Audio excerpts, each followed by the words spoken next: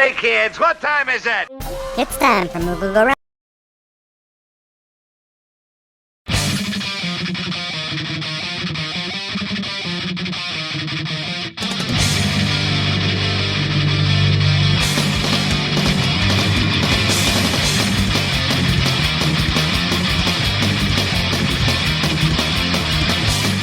Phoenix Down Radio is on the air. With your hosts, Klaus Nightbringer,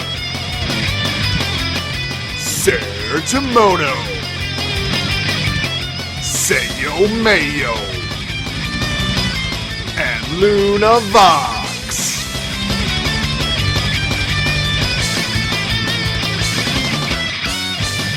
Welcome, everybody, to the anniversary special of Phoenix Down Radio, episode 26. And yeah, what a great way to start that episode. Yeah, I for those listening live and on the, hopefully not on the podcast, I started the Moogle-Go-Round opening. So yeah, that was wonderful. Hi. Good job. Good job. You had one job, Klaus. Give you a big old round of applause right now. Anyway. And a gold star. Yeah, go me. Welcome, everybody. Like I said, we're celebrating our 1 year with this episode, and we have some very, very special guests joining us. I'm going to go ahead and bring us into the game now. We have with us one Chille from Moogle-Go-Round Radio, also from PlayStation Universe. So welcome, Chille. I think he's there. He's probably still hasn't unmuted. Chille, are you muted? Chille's muted. There he is. Chille. Silly Real Chille. quick. It's the curse of the start of the show. Well, I'm sure as soon as he can say something, he will. But we also have some other special guests joining us. Some very special ladies. Dancing Fighter and Akmorn. Dancing Fighter Aya. Hello. How's it going? Going good. And Akmorn Chenin. Hey, how's it going? Hi there. Thank you so much for joining us. We know we won't be discussing your positions at Square Enix, but we really want to talk with you guys as avid players of the game, as gamers in general, and getting to know a little bit about you guys. So much. Thank you so much for joining us here. We're really happy. Yeah, no problem. Thanks for having us. I mean, it's like super special to have people like you join us on a big day like this for us. So, yeah, happy anniversary. Hello. There's Chille. There we go. So now shut up. Now you guys are talking, but that was weird. I had to unplug the mic and then put in another USB. Chille, why are you breaking stuff already? I mean, we're not even 5 minutes into the show yet. Yeah, Chille. Chille. No. What I was going to say was I blame myself for that Moogle-Go-Round because, no, it was my I broke fault. the intro as well. Tisk. If you want to take the blame, okay, Chille, it's all your fault. Yeah, Chille. All right. Like I said, this is our 1 anniversary show, so that's pretty awesome. This is a podcast that we kind of started as when I was basically in between jobs, to be honest with you guys. We started this as something to keep me occupied with, keep my time occupied and use that opportunity to really delve deeply into something that I felt strongly about at the time, which was Final Fantasy XIV and Final Fantasy in general. And I was very fortunate to have access to some really awesome people like Sarah and like Luna to come and join me in this. We also had another friend of ours, Tristan, join us on in the initial few episodes. So he is just as much a part of this, really. Tristan, if you're listening to this, thank you for helping us with getting this started. Luna and Sarah, thank you so much for sticking by.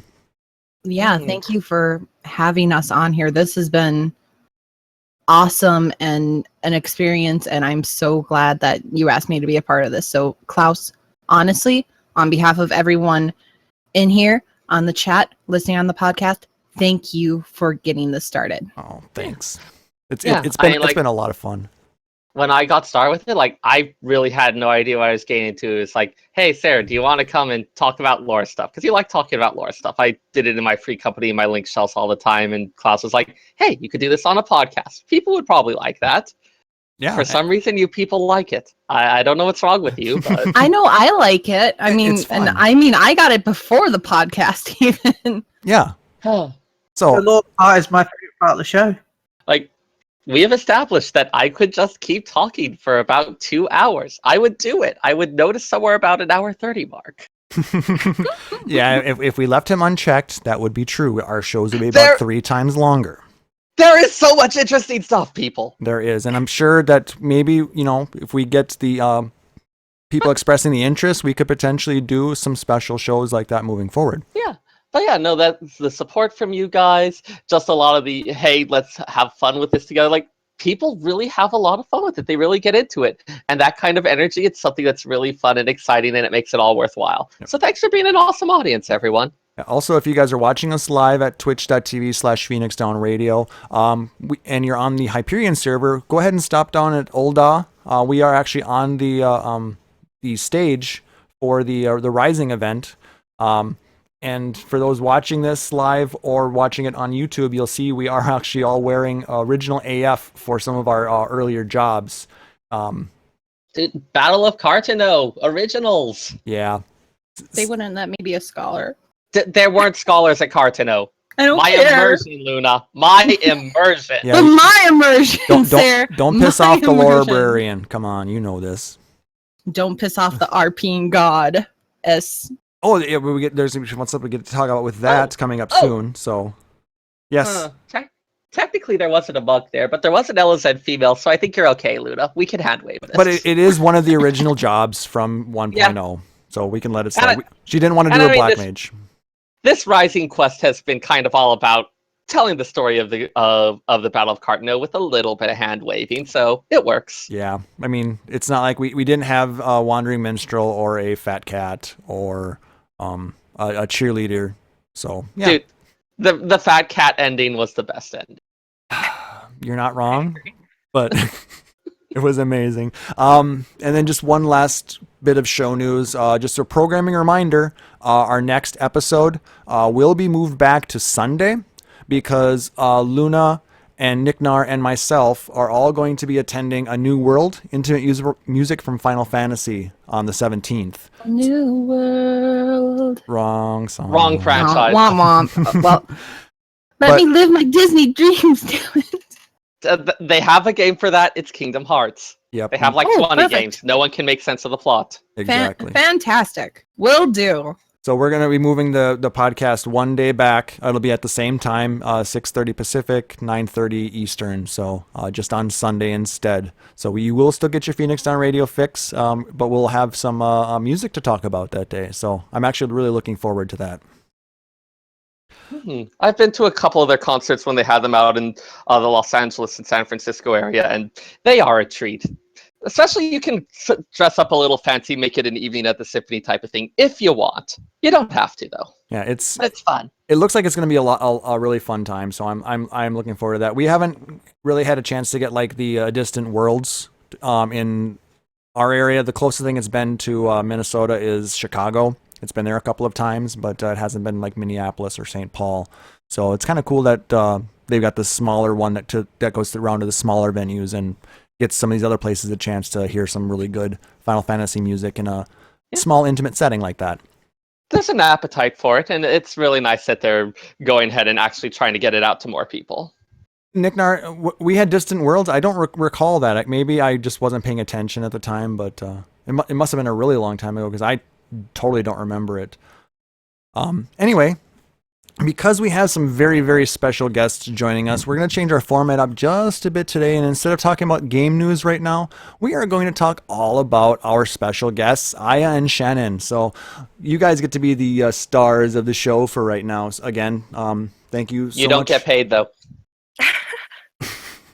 You had to point that out right away, didn't you, Sarah? Well, yeah. It's entertaining. They might start a small riot. That gets ratings. We have can ratings, pay them right? in hot dogs. Oh, down. Ooh. Down with that. I'd like to now be paid in hot dogs. Sarah, no. Not There's no that payment for time. you. Well, can we discuss that at a later time, Sarah? We'll have to discuss this in private. Yes, this is all about Aya and Chenin right now. So why don't you guys take the time and tell us a little bit about yourselves? We'd love to hear a little bit about you guys. Shannon goes first.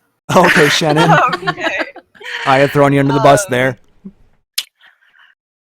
I don't really know where to start. I am named after a white wine, and I'm a giant nerd. And I have a pet snake that I take way too many pictures of. Yes, you have a noodle, don't you? But he's so cute. He is adorable. Yes, we see that a lot on your Twitter feed. So, My and Luna makes fun of me because I'm actually not a fan of snakes.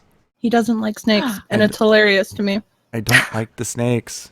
Even today, we were at, like I said, at the Ren Fest. They had a little snake petting guard area. I totally stayed away from that because, like, But they- no, Klaus, they just want to love you. with That's all. sharp pointed teeth and Not all of them have They sharp, don't- pointy teeth.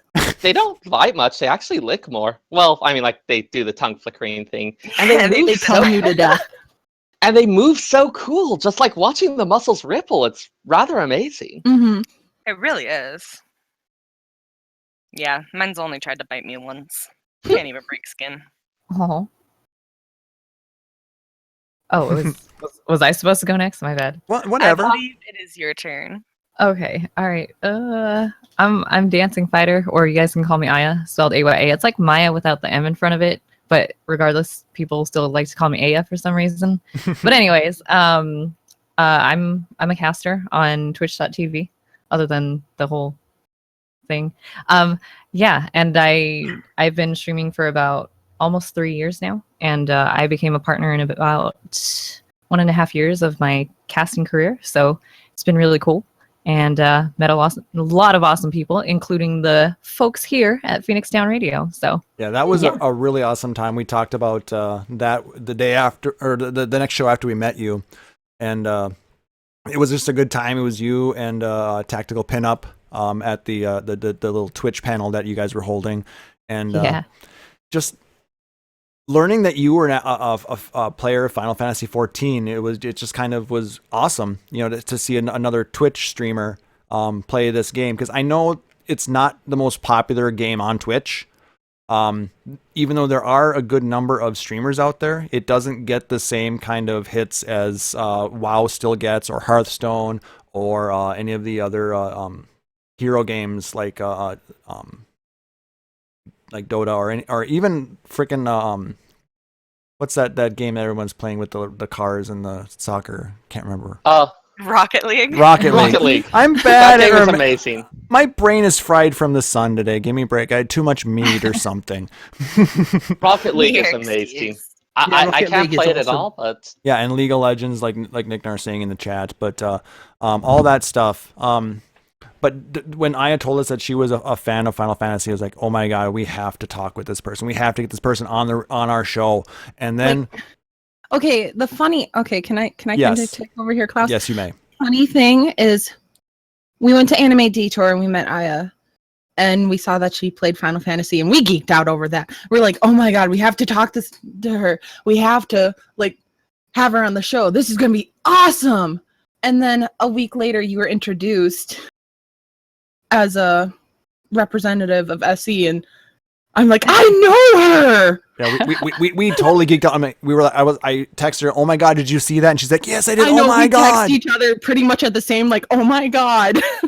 And then, you know, as soon as we could, we threw out that congratulations to you out on Twitter, and it was just such an awesome time to meet you. So It was a really weird turn of events, after another, and it was it was really, really cool. yeah, Detour was a really awesome turning point for us on a lot of that stuff, and I want to say, you know, meeting you was a big part of that. hey And then- man, that's awesome. That's really awesome to hear that you guys are really hyped for me. So thank you. Yeah, Thank you so much. And then shortly after that, Shannon was added on there, and it's like, whoa, we got 2 new reps. That is so awesome. Maybe we can get you both on there. And then we had to work and wait and wait. Which, I mean, that's fine. And I guess a lot of it is you guys are new and they want to make sure that, all the everything's followed properly, and we're a newer podcast and all that stuff. So you know what? We're happy just to have the two of you on and talking with us. So And geeking out about Thanks for video having games with us, which is the biggest thing. yeah, I mean, we're all the one thing that we have in common other than playing Final Fantasy 14 is we're all gamers and we all love gaming. So that's what that's yep. Yeah. So with gaming, let's talk a little about your 14 careers. We'll start with there. What are your mains? What are your main classes that you play? I'll let you go first this time, Aya. Okay. I usually play a monk. Been playing monk since like 11, actually. Nice. So, when 1.0 came out, I was just like, "Oh, dope! I get to actually heal as a monk this time." And then they took that away from me in 2.0, but that's cool. I still love the class no matter what. And then when they introduced ninja, I was just like, "Yo, this job's amazing!" So I tried that out in PvP, and I enjoyed it a lot. So I'm usually somebody who likes to get up and personal with people, because I usually suck when I play ranged classes, so I tend to stay very close to the enemies and stuff. So you're saying you like to punch and stab things in the face. Yeah. Sounds like someone Sounds else I know, amazing. Sarah. I don't know what you're talking about. We should talk. Oh, was I also supposed to say, like, I play like a Mikote, and I sometimes have an identity crisis, and I like to switch to female Highlander. Is that a thing? So Let's you're, talk about identity crisis and fantasias. I think it's just called a Fantasia addiction. Oh yeah. yeah, it's Fantasia addiction. I still have my Fantasia from 1.0. Yeah. Apparently, you're not addicted. I think Luna, you should start a Fantasia addiction group with I Aya. actually know someone who's worse than I am. I love her to death, but she's worse than I am. Is that possible? Yes. Like, how often are we talking here? Like every other day. She'll sometimes even do it twice a day. Damn. Yeah. That's a lot of money. I mean, I love spent this on girl to Fantasia. death. She's one of my closest friends now in my role playing link shell and whatnot, but she has a problem, and she actually role plays that she has an addiction to Fantasias too, which is the hilarious. funniest thing. Oh my god, that's awesome. Yeah. That could be interesting from a lore standpoint. Fantasias is drugs. Don't do drugs, kids. Yeah, you mainlined them Fantasias, yo. Oh, yeah. There's I need my there's fix. something viscerally satisfying about like those up close jobs, Monk, Ninja, Dragoon, and just being there, slamming the weapon into them. It's like, this is not about Elliot's This is about, I want you dead. I am going to smash you. Like, visceral is really the word for it. Thank you for tearing us away from Fantasia addictions there. Anytime. A topic we could probably all go on about for quite some time. Well, you guys maybe. I've only Fantasia'd because I was paid to in as part of our little challenge to try and get to FanFest. I Fantasia'd to Alala because somebody paid $100 to do it. So And is guess this what? like a- It worked. It did work. We're going to FanFest, and yeah. Is that like a equivalent of prostitution here? Oh, I only do it for money.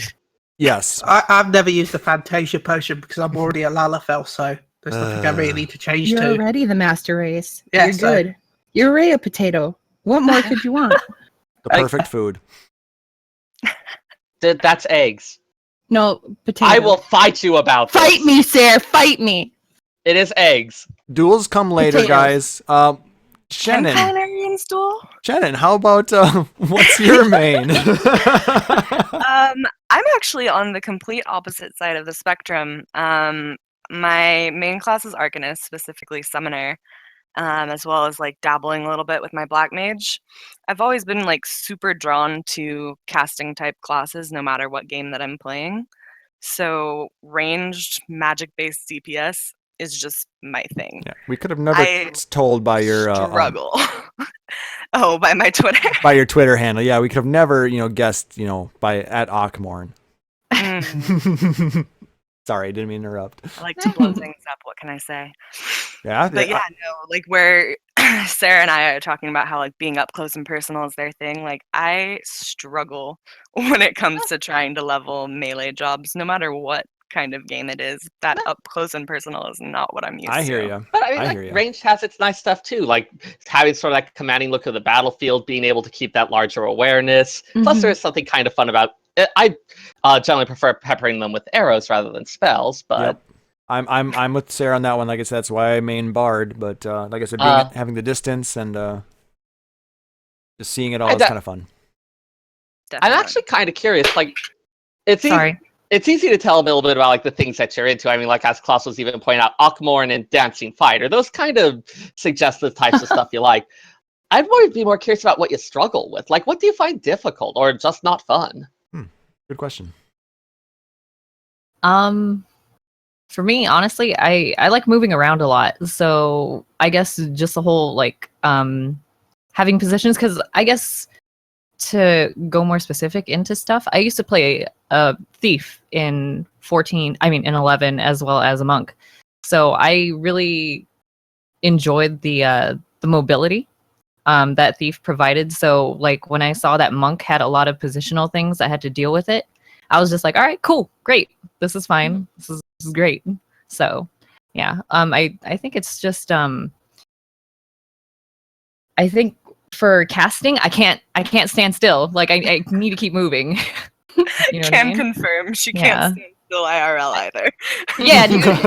Like Yeah? dancing sometimes at my Yeah, cubicle. But yeah. Even a little bit that when we met you, yeah, you were all over the place. Yeah. Yeah, it was. Honestly, from my perspective, I'm like right in between you guys because, oh my god, alcohol, why are you making me burp like this? But anyways, leveling up, like my first 1 through 50 was a monk, and then I switched to scholar. I mean, Yeah. That's so yeah, I'm kind of right in between you guys. Like, I love monk because it, like you said, the positionals are fun as hell, and like the dancing part of it, I love just feeling like a total badass punching shit with my bare hands. Mhm. And then I also like healing because also makes me feel like a badass. Right? Like you need me or else you're gonna die. Meanwhile, positionals are the bane of my existence. Yeah, right? I mean, I'm starting to think this is why they hired us, because it's just like we have different flavors that we bring to the team. You know what I mean? So, Absolutely. I mean, that's, that's the best part about when you build a team is you don't want a whole bunch of replicas of the same thing. You want diversity. You want people who bring different ideas to the table. So, I mean, it's awesome A that, tank, a healer, a ranged DPS, a melee DPS. yeah, yeah, dude. I mean, we have all of our bases covered. yeah. Well, I mean, We're a little tank heavy. I was but- going to say, watching some of the We're early pretty streams fine. with them, there was a couple too many tanks, but yeah, it's a little better now. So, Oh, another Everyone knows thing all is you that, need like, is 8 warriors. You're fine. Hate warrior. well, I thought it was 7 warriors and a scholar. Yeah. Depends on I the think- content. You'll be alright. True. Well, but yeah, Bloodbath, another thing man. that, go ahead. oh. Please. I was just gonna say, like, Chenin's really awesome about like crafting and all that stuff. And as for me, I'm just like, I just want to decorate stuff. Can you just craft it? And I'll just put it in the house somewhere. But yeah, so So that's another thing too. Aya using Chenin for slave labor confirmed. No, man. Like, you're on the same servers. We all know she pays in hot dogs, I so think it's not really that's how slave. it would go, though. I would craft all of the like furniture, and she would play interior design. Yeah, Yeah. great. There's It's less- synergy going on there, man. No, it's It's awesome. less slave labor and more exploitative relationship. Wow. See, Shit, I'm that thinking house like looked good. symbiotic. You're like exploitative. Oh, this is good stuff. Glass half empty, glass half full. Well, if glass half Yeah. empty, you need to fill it with more alcohol. You're Wow. right. And My it- God. So what keeps you guys playing whatever game it is? It doesn't necessarily have to be 14 here, but whatever game you're playing, what we'll start with Yeah, like- 14, but what keeps you going in a game? Shannon, you want to start with this one? Sure. I figured we were gonna go back and forth here. Right on. Um, Well, with 14, I guess it kind of sounds like a cop out to say like, oh, it's the community, but it's honestly like the truth. I adore the 14 community on the big scale of like, Reddit, Twitter, Twitch, like everyone. Mhm. And on the smaller scale, I have really good friends across multiple servers, so there's always something for me to do and have fun with my friends. So that's really what draws me to most games, especially considering most of the games that I like to play are online, is like the people that I have been able to meet through these games and the connections I've been able to form with people I would have never met otherwise that are halfway across the world. Mhm. It's a pretty unique experience that you can find in other ways, I suppose, with the you know with the way the world has become so modern. But in gaming in particular, I feel like you can make these really great, like, close friendships from just simply playing a video game together online. Yeah, So, it's pretty crazy. I mean, I think that's a lot of what made 11 work.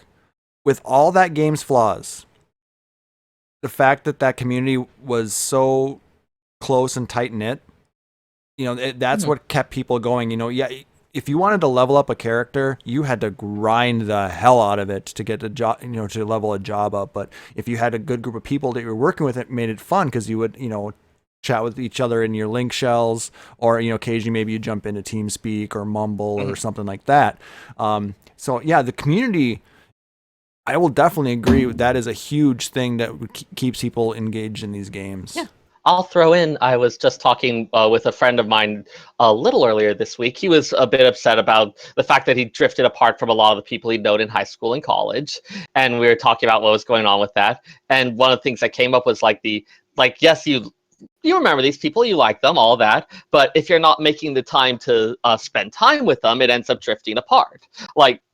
And how difficult it can be to, for instance, where in college I could just step outside of my dorm room, walk 15, 20 feet, I'm in the dorm lounge, I can hang out with lots of people. Now it's 15, 20 minutes to get to one of my friends who lives reasonably close by. But with an online game, it can be that, hey, 10 or 15 seconds, and you can be interacting with these people. It's super easy to interact with them. And I think that makes it a little bit easier to make friends and to develop those relationships than people might otherwise expect.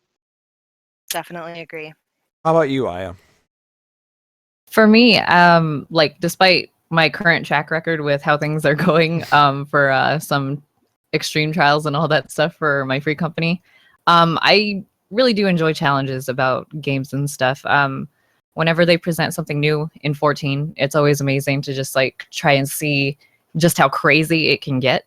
And I guess that goes for other games too. I guess the best example I can give is when I played Devil May Cry for the first time, and then I found out that there was a Dante Must Die mode. I really enjoy that, even despite dying a bunch. So I guess it's just the challenges that games present, because it's just it's an interactive storybook, I guess, because it's just you can't proceed until you beat this challenge. So if you want to be rewarded with more story, here's this, and you got to get past it. I'm dope. I'm down for that. So, and it does give you the feeling of participating in the story as well. You're not just listening to a story; you are in some way acting it out. Well, heck, a lot of the new games that are coming out, they're basically just becoming that. I mean, look at all the Telltale games that have been coming out the last few years. Mm-hmm. Oh yeah. Oh god, yeah. yeah. So I mean, There's a hunger for that. Yeah, that style game, it is all story at that point. So I mean, you're just basically interacting with said story, trying to drive you along that line and move on to the next piece. So that's another great point. Yeah, I love it a lot. Even if the story wasn't there, I guess just having the challenges, seeing what people come up with in terms of design for a fight, that's also pretty amazing. There's also this new 2D platformer coming out that's kind of like a shoot 'em up with platforming in it called Cuphead, and it looks very, very crazy. So I'm looking forward to that, because it looks like I'm gonna die a bunch in that too, but whatever. Very nice, very nice. So that's some pretty cool stuff. I think Sarah, you wrote this question, didn't you, about the lore? I rewrote a lot of these questions. Thank you very much. Yeah, that's true. You did. Attitude. Hey. Wow. Hey, who of us listens to Fresh Air? It's an NPR show. I think you I just hate you. answered your own question. But yeah, I mean, like, definitely I have an interest in it since I do have a lot of interest in the lore story. I would be curious to know, like, what your favorite bit of lore, just if it's like a location that you think has an interesting history or a character that, hey, they've got an interesting personality, some event, like something about the world and its lore that you appreciate. Oh, okay. I got this one. Like, I really need to talk about this because Go for it. I've been keeping up with this forum post for like the longest time. Is it okay if I actually put it in Twitch chat if that's all right? No, go ahead, I think. Why don't you put it in our Discord and I'll post it Oh for yeah, you. okay, for sure. Because I don't know if I- you've got the access yet. Sorry. Okay, no worries. But yeah, Oh, it's that one right there. It pretty much Oh! Is it Yeah. that guy? They're in, like, they were in Idleshire. Yeah, they were in Well- Idleshire and then they eventually moved. I mean, they were in what do you call it? In Ishgard, and then they moved to Idleshire. But Yes! yeah, like it's been so good. Like I just like those things where it's just like it's not exactly a cutscene, Oh. but it's Oh, just are like you guys talking about the soap opera? Yeah. Mhm. Yeah, So- I love that provide too. some Oh my god. backstory for the So listeners. for those of you listening on the podcast who may not be able to see what's going on in the Twitch chat, those NPCs, the ones that you can't necessarily talk to, but they have the little chat bubbles going in the background. Oh yeah. There's a set of NPCs starting with like a highborn noble woman and a commoner man, and in all the various patches throughout Heavensward, they've been moving from place to place. There's been kind of a burgeoning romance, intrigue, running away together, all sorts of fun stuff like that. It's Yeah, like dude. just fun. Yep. And it's like I think they're in Idleshire right now, where agents of her father have caught up to them. So yeah, I, they got yeah, some yeah, we slick should definitely pompadours, provide- man. seriously, Yeah, those pompadours are pretty incredible. yeah, for those catching this on the podcast, it will be in the show notes on phoenixdownradio.com. So Mhm. you'll be able to check it out there. It's actually pretty some funny stuff. I forgot all about that. yeah. It's Uh, really good. It is. Yeah, Yeah, sorry I- for making you guys do more work. My Yeah, bad. it's fine. No, It's a good story. It is. We- That's what we're here for. and There are a lot of those little stories. I know that just in the Jeweled Crozier, early on, there were a pair of kids who were looking at a sign, trying to puzzle out their shopping list and talking about being able to get more honey cakes. Yeah. Yes, and now they're at the far end of the market and concerned about what mother's going to do now that they've spent all the money on honey cakes and won't be able to fill their shopping list. Like, it's not that. Oh my it's god. not quite as dramatic, but I'm looking forward to seeing if anything more comes of that. there are a lot of places where that happens, and the lore team in this game is just phenomenal for that. Can Yeah, we dude. talk about the hanging guy? Yeah, dude. Poor He's hanging guy. still there. He is. He's moved, but he is still there. He has to be the most unlucky construction person. That man must have arms of frickin' steel, though. Right. His Seriously. endurance is incredible. The only thing that makes me a little sad about these sorts of things is, like, I have a friend who had to take a break from the game for a while, and so he's going to be coming back, and he's going to get to play through eventually, but he's not going to be able to see a lot of these things. They'll have played out, so it's kind of something that you only get to enjoy if you're there when it happened, which is still fun, and it makes it really special and all, but it's a little sad for the people who miss it, you know? Mm-hmm. Definitely. That's I mean, true. I understand that, but I think there's also like we have so many content creators in our community who like to capture things like that. Hmm. That at least they'll be able to go back and look and see what maybe they might have missed. Yeah, no, the archiving work is pretty impressive. I'm Mhm. like, just really love how many people notice it, and their first thought is to capture it for posterity. Mhm. Yeah. Yeah, I just don't have that the thought to do that, and that's insane that these guys are doing that, and we thank all of them that are doing that. So, Oh yeah. okay, Shannon, your turn. Oh goodness. I can be a bit of a lore nerd sometimes, so it's hard for me to narrow down like one place, one NPC, but one of the most like fascinating bits of like Eorzean history to me is the War of the Magi. Hmm.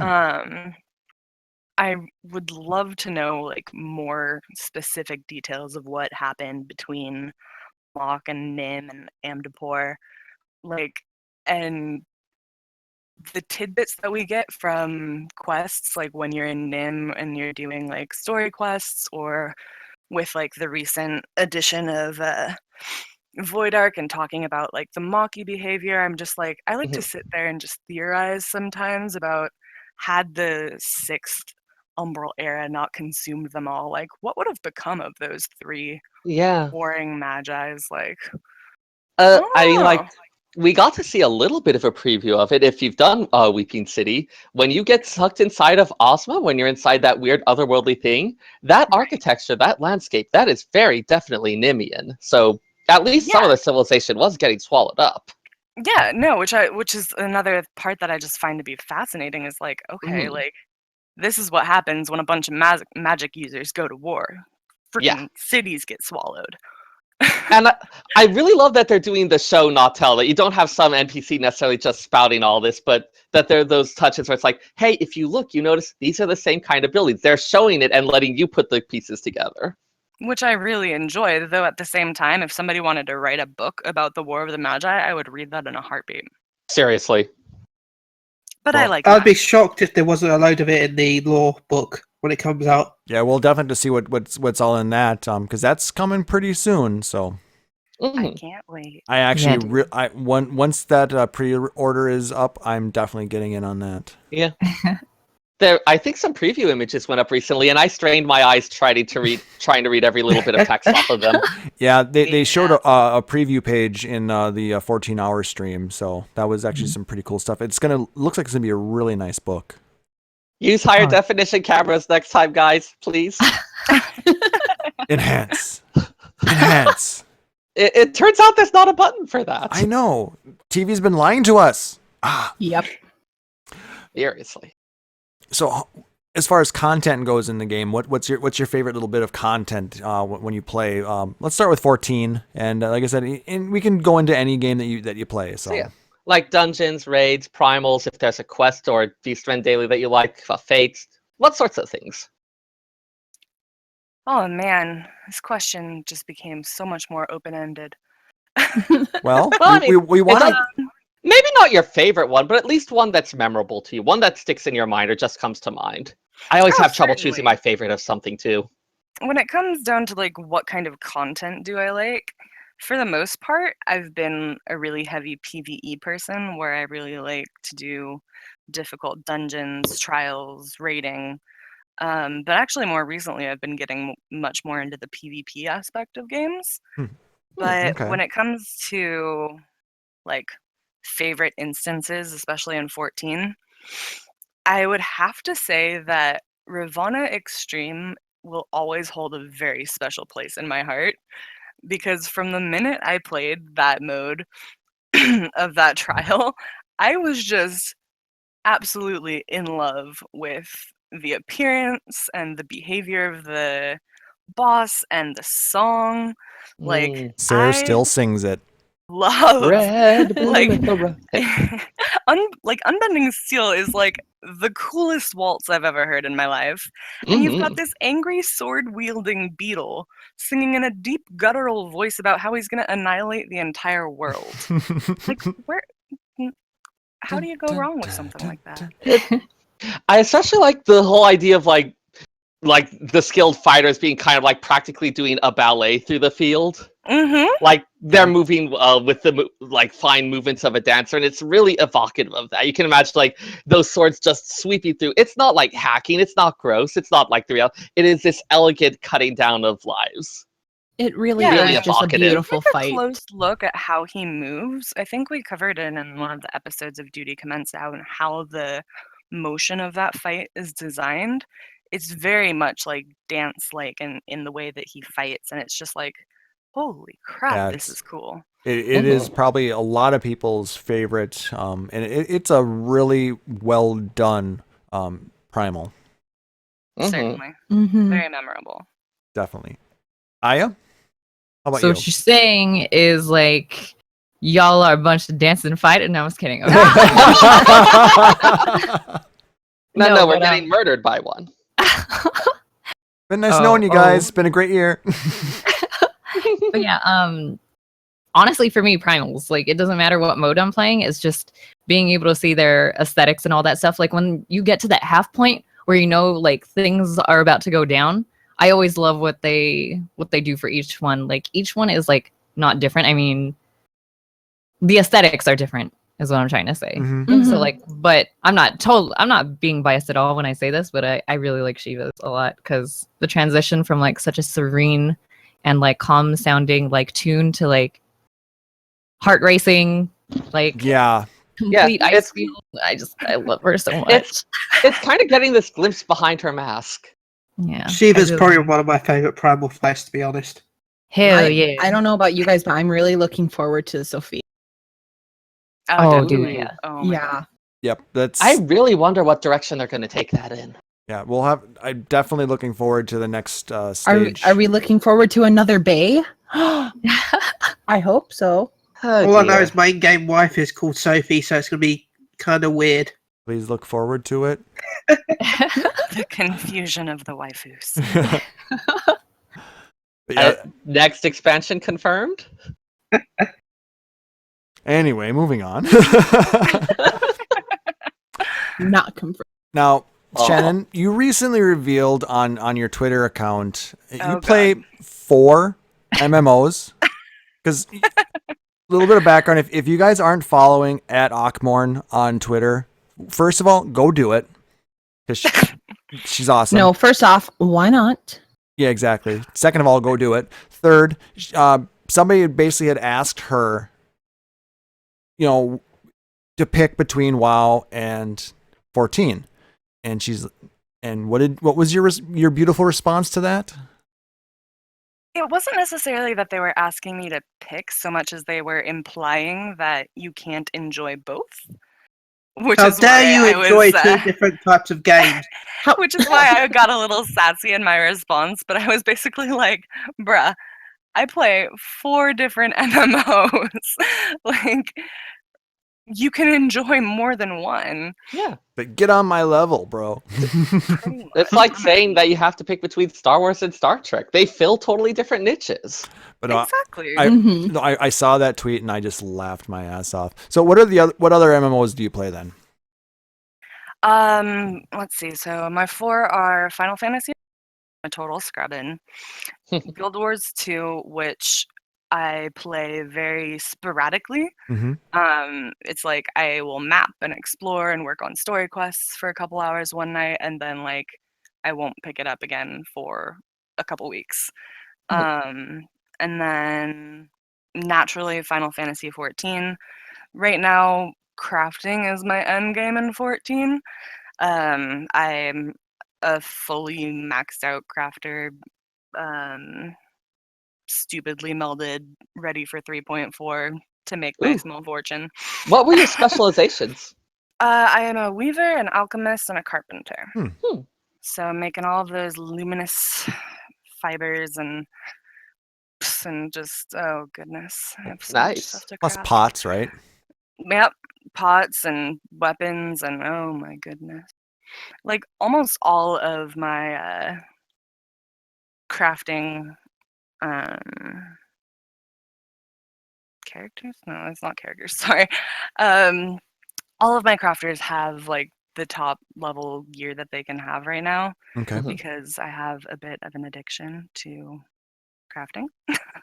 Well, it's better than an Um, addiction to Fantasias, but it's just as bad. It's But just as you expensive. at least get stuff out of it. Yeah. Like What with if you're going to make Fantasias, money you're with like, an addiction to crafting? Fantasias, you wake up and you're like, ugh, do I have a tail today? And with crafting, you wake up, it's like, ugh, I just made 5 million of saleable product. Like, little bit of a difference. A little bit. Plus, I mean, it's always fun because for me, what makes a lot of guild to me versus like some of my friends in game who might be newer to the game or they don't craft, and I'll be like, oh my gosh, I like can't believe that I only made 2 million guild today, and they'll just look at me like, are you serious right now? I'm like, what? It's not enough. Huh. So, confession, I don't know if it's a confession because I don't know if it's that scandalous, but I have never liked using macros for craft. I always like to sort of like do the commands one by one and sort of be like, hey, I'm watching the status of this thing. Like, it's a machine that I'm kind of watching and maintaining, you know? Like, I really like that direct connection to it. So I hate the idea of like, oh, just plug it into this rotation and then just walk away and come back. I'm like that too, Sarah. I don't like using macros for it, and I don't know. Like Is it just a silly thing? Is there like an actual thing behind that, or am I just like holding back my profit potential here? Not necessarily, at least not in my opinion. I mean, exciting things for me when I got into crafting, because to preface, before I started playing Final Fantasy XIV, I was a pretty big World of Warcraft player, and crafting in World of Warcraft is you have an item, you hit a button, it creates an item. And then for the longest time they didn't even really have the concept of high quality, I think. Exactly. I still don't think they do. But it was like somebody told me that in 14 that it was a lot more complicated, and I'm like, okay, like how much more complicated can crafting get? And I look at it like, oh, well, I'm never gonna touch that. Now Until look at you. one day on a whim, I was like, you know what, I'm gonna level Weaver. And then suddenly, I'm gonna level all of the things. I personally use macros for my low level stuff, or like the base materials that I need to make something else. When it comes to the final product, I don't like to use macros, especially if it's something that's like high level and needs to be high quality. Oh, I get yeah. a lot of satisfaction in working through the rotation, because I actually use a combination of rotations. Like, I know Wraths is really popular, but I actually alter my rotations a little bit based off of the kind of procs that I get. So You that is practically like, have to.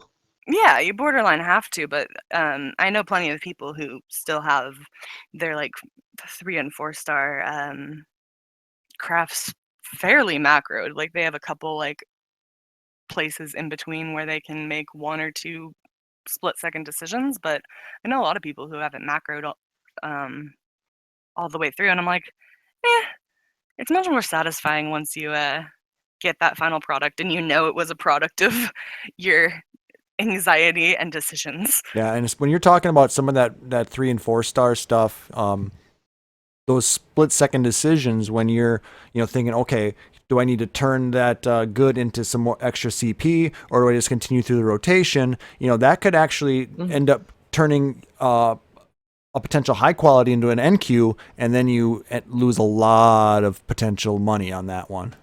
I still get like this super anxious feeling, even if I'm doing like a 1 or 2 star thing, like anything with slightly expensive ingredients. Yeah. And like I definitely have a little bit to go in terms of actually improving my gear, so maybe that would help a bit. But there's always something like, hey, laying this on the line, actually taking a risk with it.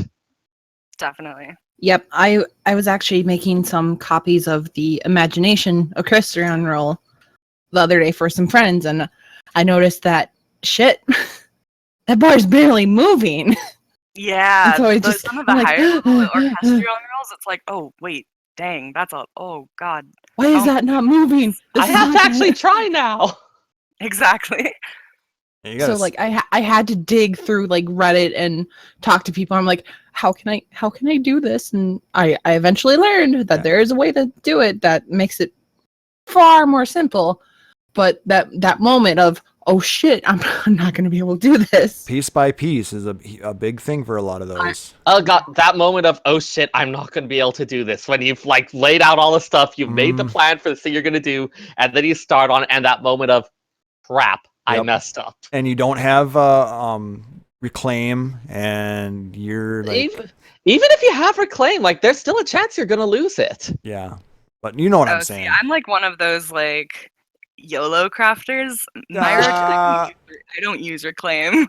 Like I don't have it cross-class for most of my stuff, so I'm like, this is either gonna go great or it's gonna go poorly, but either way it's gonna go. You're not the only one I've ever bothered reclaim. I have a feeling Chenin is just kind of like, Make it rain with the gill. Make it rain. I've paid the price for being that impulsive. I But, accept my fate. I do. It makes it fun for me. You What praying about to those those times when RNG Hasty gods. Touch just doesn't want to work? Oh, I hate those. Ugh. 4, fail. Yeah. Fail. Fail. Fail. Fuck you. Understudy hand. Like, are you serious? Yeah, you got SH2 going up, so you got that 80% chance. Fail. Fail. Fail. Secretly, it means 80% chance to fail. Some days I wonder. All had those days. All right. So Aya, you're still a real big streamer on Twitch right now. You did a lot of that before you started at Square Enix. When we met you, you were a partnered Twitch streamer. So how did you get your start in streaming? I don't think I'm honestly that big compared to like a bunch of other streamers and stuff, but I guess in terms of me starting, I kind of used streaming as a distraction from some really crazy stuff that was going on in my life at the time. Just recently broke up with my ex-girlfriend, and then what's it called? Then later on down the line, I kind of just needed something to just distract myself. Somebody showed me Twitch, and I was just like, huh, this is pretty cool. I wonder if anybody plays any of the nostalgia games. And then I realized not a lot of people do it. So I was just like, what will it take for me to do this? And so I got like something really inexpensive to like start capturing classic consoles and stuff. Mm-hmm. And so that ended up working out. And then from there, I was just like, wow, I'm actually getting people asking like, hey, how can we support you so that you can do even more stuff? And then I was just like, wait, what do you mean? Because like I just came here to watch video games and all that stuff, and like to show people that there are hidden gems from the past that some people may not have been exposed to. But I was just like, when it came to like the monetary side of things, I was just like, wait, people get supported like in terms of getting money from this? And they're just like, yeah, where's your donation button? I was just like, what's that? And so it all kind of started from there, where I was kind of just like, because I started streaming on Twitch when they were transitioning from Justin TV, basically. Mm-hmm. So from there, it was crazy because like one kill quota that's been probably one of my longest followers. Shout out to you, homie. He was my first donator, and he dropped down $50, and I was just like, what the hell? People donate up to like this much? But like this is when I had like 400 followers and all that stuff, so I was kind of just like, okay, I wasn't like expecting like that much at that point, so it was just really crazy to me. And then I started talking to this one other caster. He had a green screen, and then I was just like, wait a minute, how is he doing that? So it's just like I always thought that green screens were something that you could only get on like TV shows and all that, to be honest. But yeah, it honestly, what it comes down to, long story short, I'm sorry I started rambling. No, it's fine. It just came down to, I didn't realize how much Twitch revolved around its community, and the idea behind constantly helping out the little guy and making sure they get better in the long run so that they can pass on the knowledge to anybody else who is pretty much down to stream. And without these people that like I've like worked up the courage to ask like, hey, how do you do this? It's taught me a lot. My community, the dance floor, as I refer to them, without them, I probably wouldn't have this job. So it's just like I owe a lot to everybody that's like been supporting me, and I look forward to all the people that like I end up meeting down the line. Because if somebody was telling me like, hey, you're gonna like do really well with the streaming thing, I'd be like, the hell up, you're joking. But yeah, so I think it's just being able to keep up that endurance. And even though those times come where you're just like, man, I don't want to stream because I'm not feeling it today, like being able to get past that, it'll be worth it in the end for sure. Yeah, that's kind of where I'm stuck at right now. So, I mean, I'm throwing out an apology to everybody who follows us here at Phoenix Down Radio. Like I said, we still want to do the best podcast we can, but as far as the in-between streaming's been going, there's been a lot of stuff going on. And I haven't been doing my due diligence on that, so I'm gonna try and fix that for everybody and get some more streams going in, get back into this game that we're all crazy about and have some fun. So, and it's people like Aya that help with that. And then the next thing we're gonna talk about here, that Chenin recently started a Discord group called the Novice Network for Streamers. I love the name. I wonder where that borrows from. I wonder. That it's that community that I was talking about for the little guy, for the starting Twitch streamer, and it's specializing in right now for Final Fantasy 14, right? Exactly. Why don't you tell us a little bit about what got you going on that? Let's see. So the Novice Network honestly started as one of those overnight ideas that hit me out of the blue. Like, what if I started a Discord channel for that? And like, I couldn't put it down after it hit me. Before I joined the community team, I was pretty fascinated by the whole concept of Twitch and streaming because I didn't really realize how community centric it was either. I thought it was just people were playing video games and broadcasting it and people were watching. Mm-hmm. And I couldn't necessarily understand like how could somebody have that much appeal and that much viewership for just playing a video game? And then as I got more into the Final Fantasy 14 community specifically, I started to realize like just how centralized streaming is around like building the community and how it's all about like the streamer and their interaction with chat and all of it. Like I was taken aback at how many really knowledgeable, friendly people were out there playing Final Fantasy 14, but I knew nothing about streaming. Yeah, Like, one of the things that always surprises me is that I always expect it's like, oh, okay, you have this thing and random people happen to follow it. And the idea that, no, you've got regulars, that there are people who come and they come to see you and like they're dedicated followers. That was something that had never really clicked with me before. Yeah, I totally didn't realize that. Yeah, when I first got was told that people watching video games on the computer was a thing, I was like, are you kidding me? But it's not TV. It's not like watching a television show. It's an actual interactive thing. It's a live thing. Mm-hmm. Yeah, totally. Yeah, it's going back to the whole, like when we were talking about earlier, participating in the story made it more meaningful. Participating in the experiences when someone else played it. It's like when you're hanging out at a friend's house and they might be playing a video game and you're watching them, but it's still enjoyable because you're interacting with them. Yep. Instead of having them sitting next to you on the couch, they're watching you through Twitch or whatever your streaming media happens to be. So Yeah, totally. So being like so kind of naive and unknowledgeable about it, I was just like, man, I bet that there are a lot of people out there who are like me in that they don't know that much about streaming, but they want to try or they're trying. So what I would do is I would start to just look up on Twitch people who are streaming Final Fantasy, and I would look at the ones with like the least amount of views, and I would just hop in their channel for a little bit and listen to their stream because I was interested in like, okay, maybe this person just picked up the game as like from the perspective of my job, it would be interesting to hear what they have to say. And then I realized I'm like, okay, like what if we made a community for these people? And then I threw that off the tops of heads of some streamers that I had become pretty good friends with, Mary and Pook, and I even talked to Aya about it.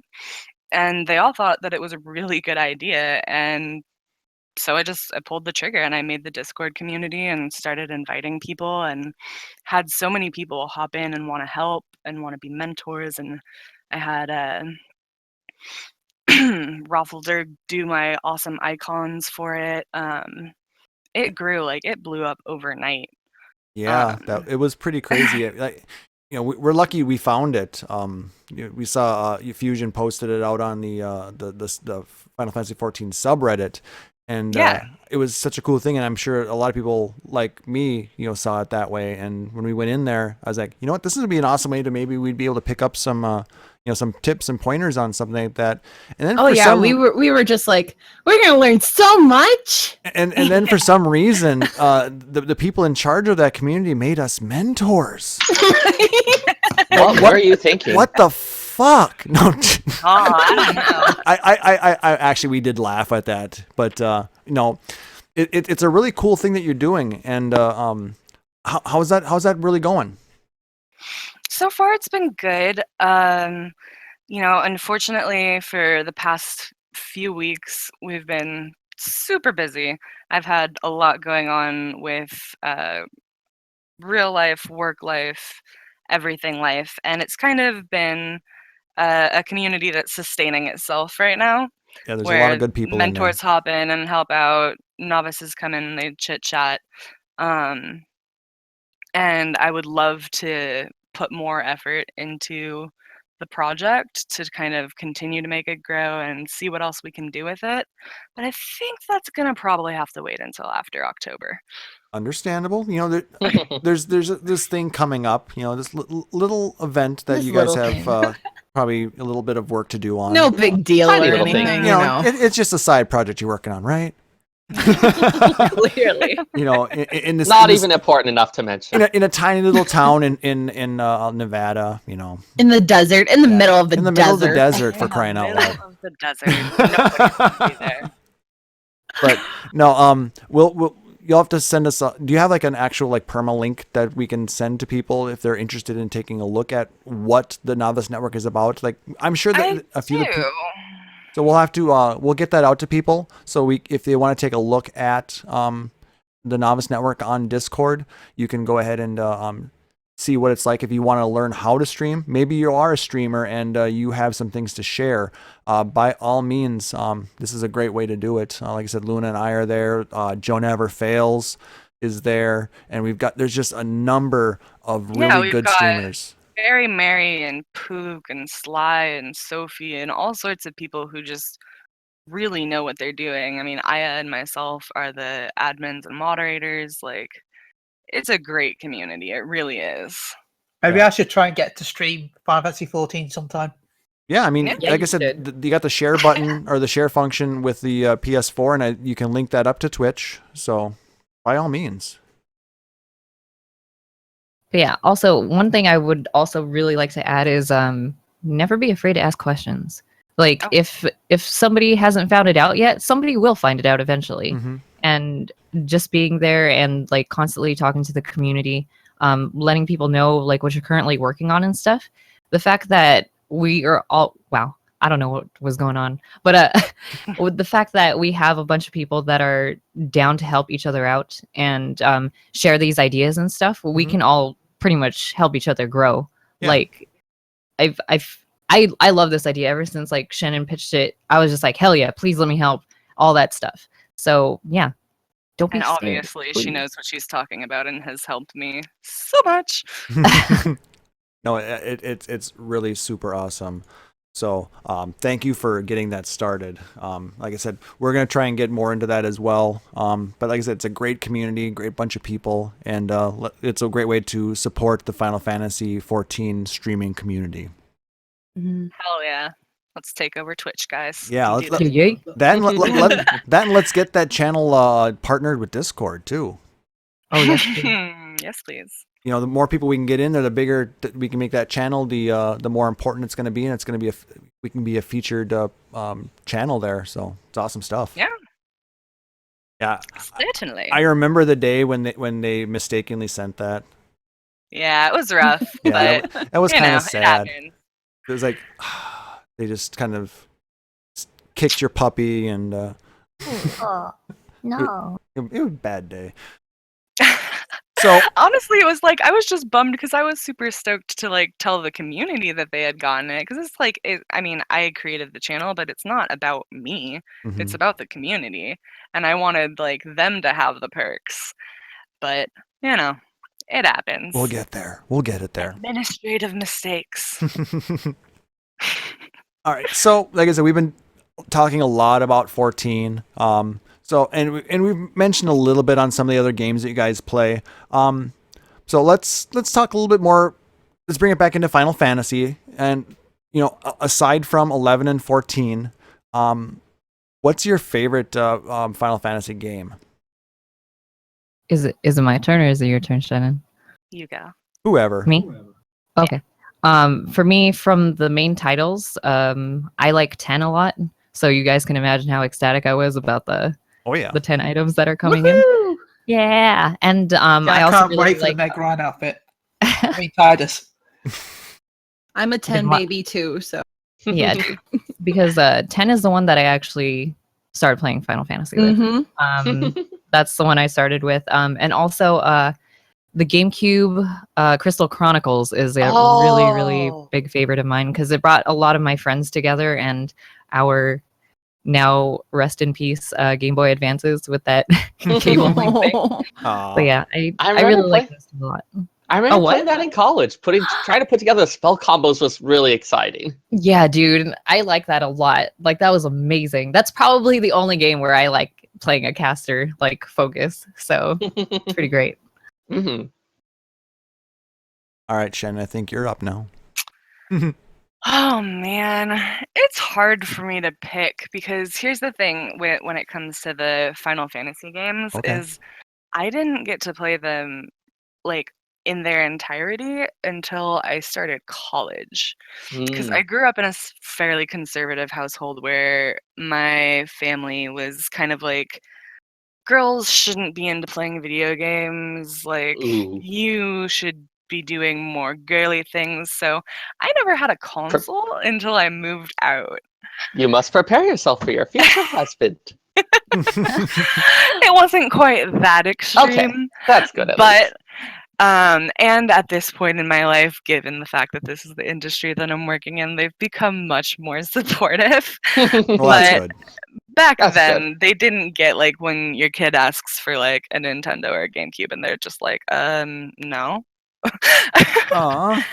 But a lot of these games that I played, because I have played a lot of the Final Fantasy games, I played when they were much older and outdated, so to speak. And yet, I want to say that like the story behind 7 is probably my favorite. Because I was like, when I first started, I'm like, there's no way I can't do this. I cannot do this because one of my friends was like, you have to play it. Like, you have to do it. Like, you didn't get to experience this. You got to do it. And I'm like, look at the polygons. Look at them.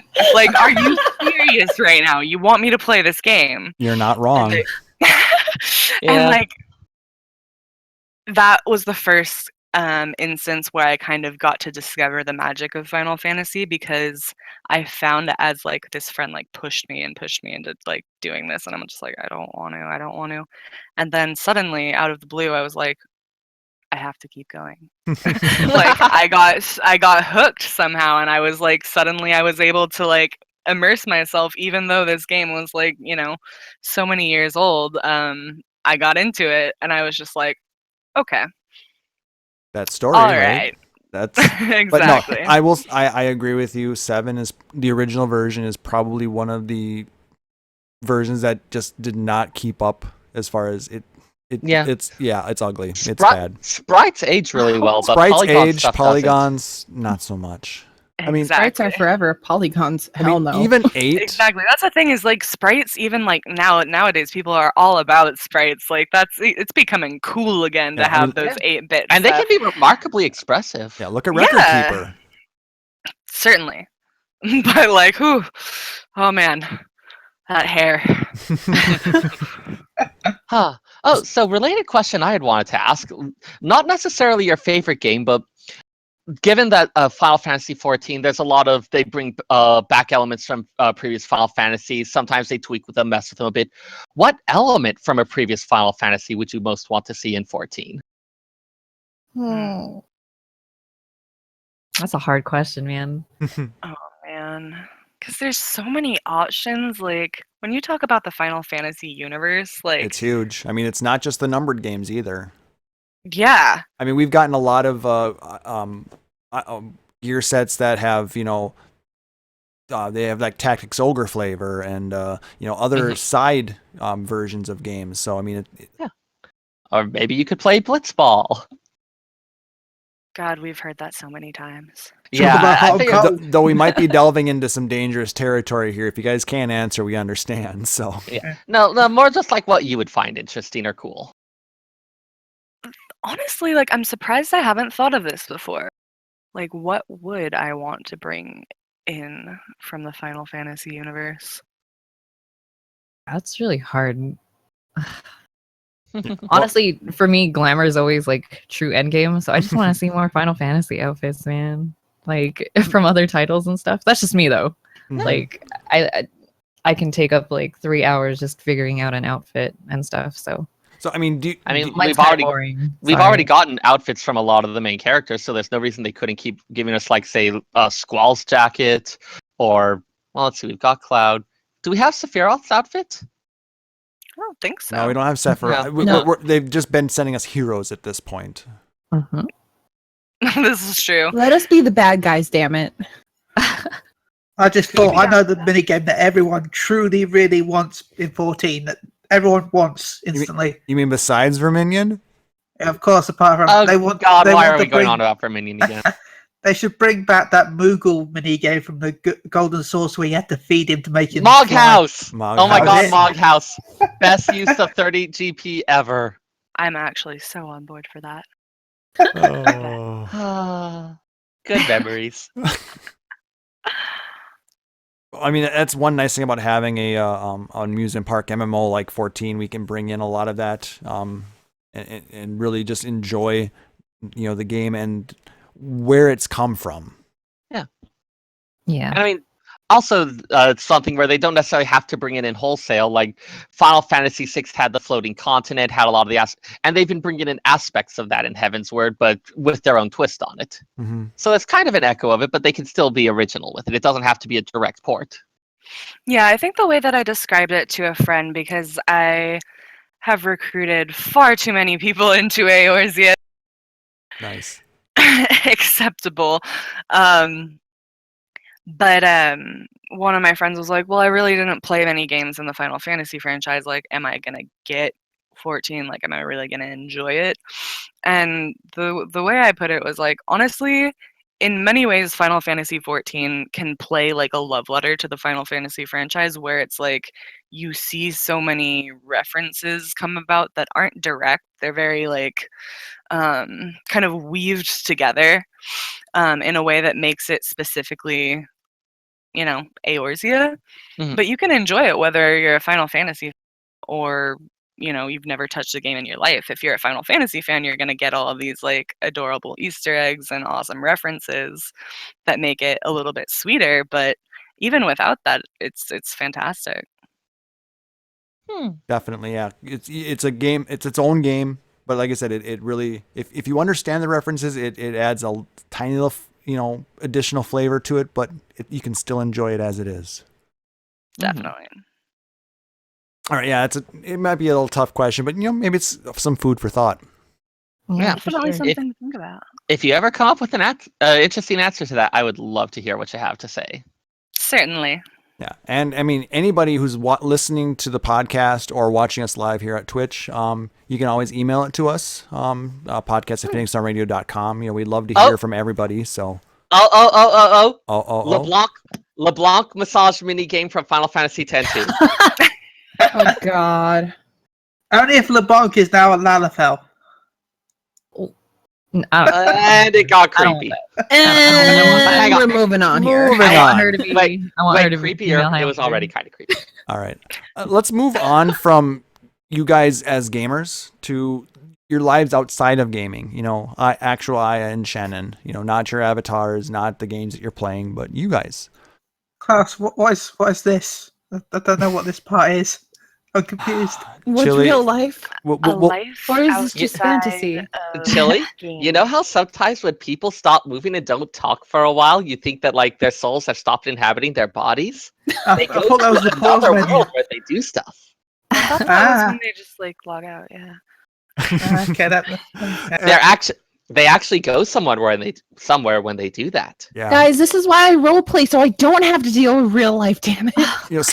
Some of us do actually have to adult. Come on. No, that's silly. Stop. Why are you saying such horrible things, Klaus? Stop spreading the lies. Don't spread the lies. Don't listen to Andor's lies. Sorry. That's what I want Done. implemented. Shouting like really loudly voiced stuff. No, I'm just kidding. Don't do that. And we can go around everyone claiming that they're boss. Yeah. Oh my god. Good times. All right. So, do you guys have any special interests or hobbies outside of gaming? I really enjoy cooking and I really enjoy dancing. Oh boy. Ooh. If that There- wasn't there you obvious go. from like, the You dancing can fighter. talk up cooking. What Yep. sort of cooking? What sort of dancing? For me, I really like doing steaks and I really like Ooh. Italian. So, Italian desserts and Italian entrees are my jam. And then just figuring out how I can incorporate fruit into steak recipes is like my big thing. I really Huh. like that. Wow, that's pretty cool. Because my favorite one to make from the steaks is steaks balsamico. Because like I like to switch up the kind of like mix that I use instead of, because it says to use figs, but I kind of like to experiment with different kinds of like darker berries and stuff. Okay, So Interesting. yeah, I had a fairly good strawberry soup once that used balsamic vinegar, so I'm wondering if the strawberries would work with that. I actually haven't tried like a strawberry preserve recipe, so that might be something I might try in the future There for you sure. go. I've put strawberries on salad with feta cheese, and that works out pretty Oh, nicely. no, that is absolutely amazing. That's a go-to for me. yeah, strawberries and spinach with balsamic. Oh, that's Yes. good stuff. Oh my god, yes. Mhm. Good stuff. Otherwise, I mean, have you tried like a black currant jam? I With that- used a blackberry, but I don't know if that's the same thing. It's a little bit Oh. different, but I mean, Okay. it's probably along the same lines, just a slightly different taste. Sarah and I can go on and on about food, and Chille can go on and on about eating food, If you Yeah, guys have, I'll go with related. Chille on this. and Luna too. Cheeky Nando's.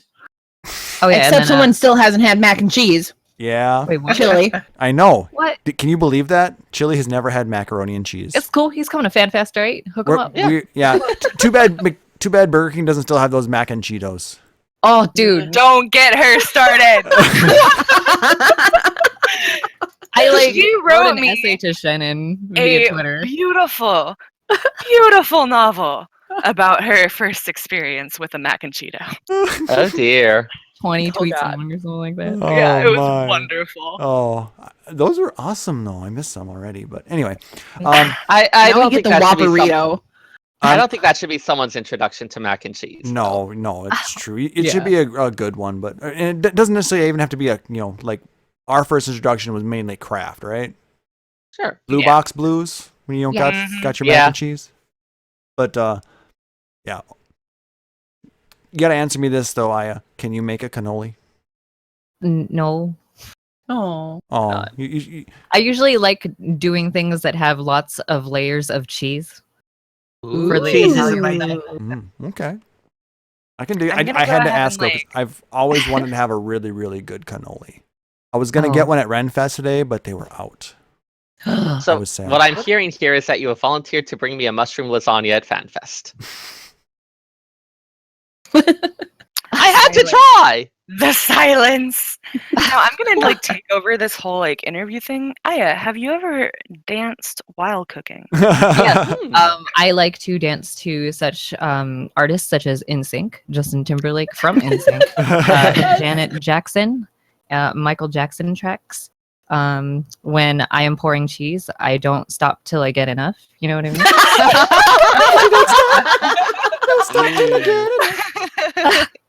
Oh yeah. Yes, I have. Yes, I have. Wonderful. Oh, All this talk about cheese. I don't know about you guys. It's got me Oh, something. No, that works. Like you think of Ravana dancing through the battlefield, but couldn't you imagine replace those swords with cooking knives? Cheese Ravana has a primal. cooking show? Cheese primal. Did you guys not see the Gamer Escape article? oh, we when totally saw Oh, that. yeah. almost dude. all of the community team members responded with turning these primals into food? Oh, yeah, I actually, Were they, were they like interviewed before lunch or something? Oh no! I know, It was after. after. Yeah, Yeah. we were good. yeah, I totally listened to that episode of Aetherite Radio, and that was hilarious. And then went on and read the article, and oh, damn, you guys are. Most of the answers, it was all food. We didn't even coordinate that. That's the thing. Yeah, dude. We I just didn't bring wanna- snacks. I think I've that's been something that wanting happens Shiba with. swirl cones for a while. 4.0 culinary and primal confirmed. Yep. Oh my god, I would fight that forever. Iron Chef, bring it in. Oh, dude, that'd be so the dope. Iron Chef. We are at least up to Mithril Chef by now. Ale cuisine. And suddenly it looks like Bobby Flay. Oh my god, that should be its ultimate. I'll let you That's how the battlefield transforms. God. Why don't we just make it a Tombury primal? Because God. I would Like- hug it. Oh, Yes. It should Sarah, have like babies. Sarah loves all the ton buddies. Tom Ton babies. buddy hugs. Tom babies. I always like ton buddies. All Tom baby. Tom baby. Better. And I'm rapping now. Yep. Luna's beatboxing ton buddies. Shannon, how about you? Well, like I also like to cook. Apparently this is just a common theme. But I was raised by a chef, so Oh, nice. it's definitely like a fun thing for me. But I'm really into art. I don't practice nearly as often as I should, but I love drawing, love photography, I love to paint. Other than that, I really like hanging out with animals. There's a lot of cats and raccoons on my street that I have adopted as my own. Nice. And you recently got another pet. Why don't you tell us about Noodle? You mean you haven't heard? Well, Well, like, you know, how we I- mentioned it at the like I start said, of the show. there are a few people who don't follow you on Twitter, so you know we told them to, so they'll probably learn about Noodle very soon. But Well, if you guys are afraid of snakes, I definitely recommend against it because Noodle is my 3-foot-long tangerine corn snake who is my darling, darling son that I adore. He's seriously the cutest little thing. He's got a little heart-shaped mark on his noggin, which makes him even more adorable. Aww. Yeah, I know. It kills me. It absolutely kills me. I don't know. I think I wasn't even expecting to get as super attached to Noodle as I did, but what happened was one of my friends from high school was getting married and moving out of the parents' house and had to get rid of this snake that she's had for a while and was like desperately texting people on Facebook trying to find a home. And at first I thought there's like no way in hell I'll be able to pull that off, but somehow I managed to swing it where I was able to get it. And people assume that it's only like pets that have fur that have personalities, but this little guy he's seriously legitimately clever and super affectionate for, something that doesn't have any arms. So I adore him. And I apologize for the picture spam, but he's just really cute. actually, I love seeing pictures of Noodle. Like whenever I see him and I'm having a bad day, I'm like, oh, sweet baby. Oh. it's Plus, actually pretty snakes are cool. actually pretty fun pets when you're a gamer because, like, he likes to like curl up into the crevice of my arm as I'm gaming because it's super warm, or he'll like basically align himself with the sides of my laptop to seal the like exhaust heat. Aww. He's a cutie.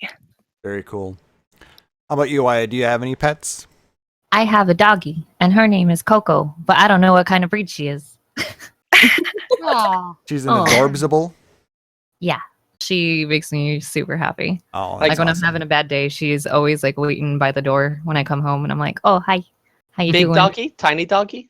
Small doggy, but she Aw. doesn't bark a lot, which is surprising because like I'm definitely sure she's part Chihuahua, but she doesn't bark a whole lot. So Very cool. My sister had a part Dachshund, part Chihuahua, and it got the mellow parts of both personalities. Huh. Yeah, because my folks have a mini dachs, and that thing barks. It barks. Oh my god. So you're lucky. yeah, I feel like she's more of like a cat dog because she doesn't bark a lot. She likes to sleep all the time, and she kind of just does her own thing. So I feel like those are all characteristics of cats. Kind of, maybe. Am I wrong? I don't know. Does she eat Cat's lasagna? characteristics. Does she God. hate Mondays? No, kidding. Kind of has like some goldish orangish fur. So I mean, I'm just kidding. But yeah. But no, that's awesome. I love animals. I wish I could have. I want a dog. I got family visiting me right now, and they've got their they've got a corgi mix. Oh, No. It's just adorable. His name is Gavroche, and Oh. just the cutest dog, and so much fun. Like I said, I wish I could have a dog, but like I said, my work schedule doesn't allow it, so I don't. I'm gone for like 13 hours a day from the house, so that'd be kind of rough. So I have fish.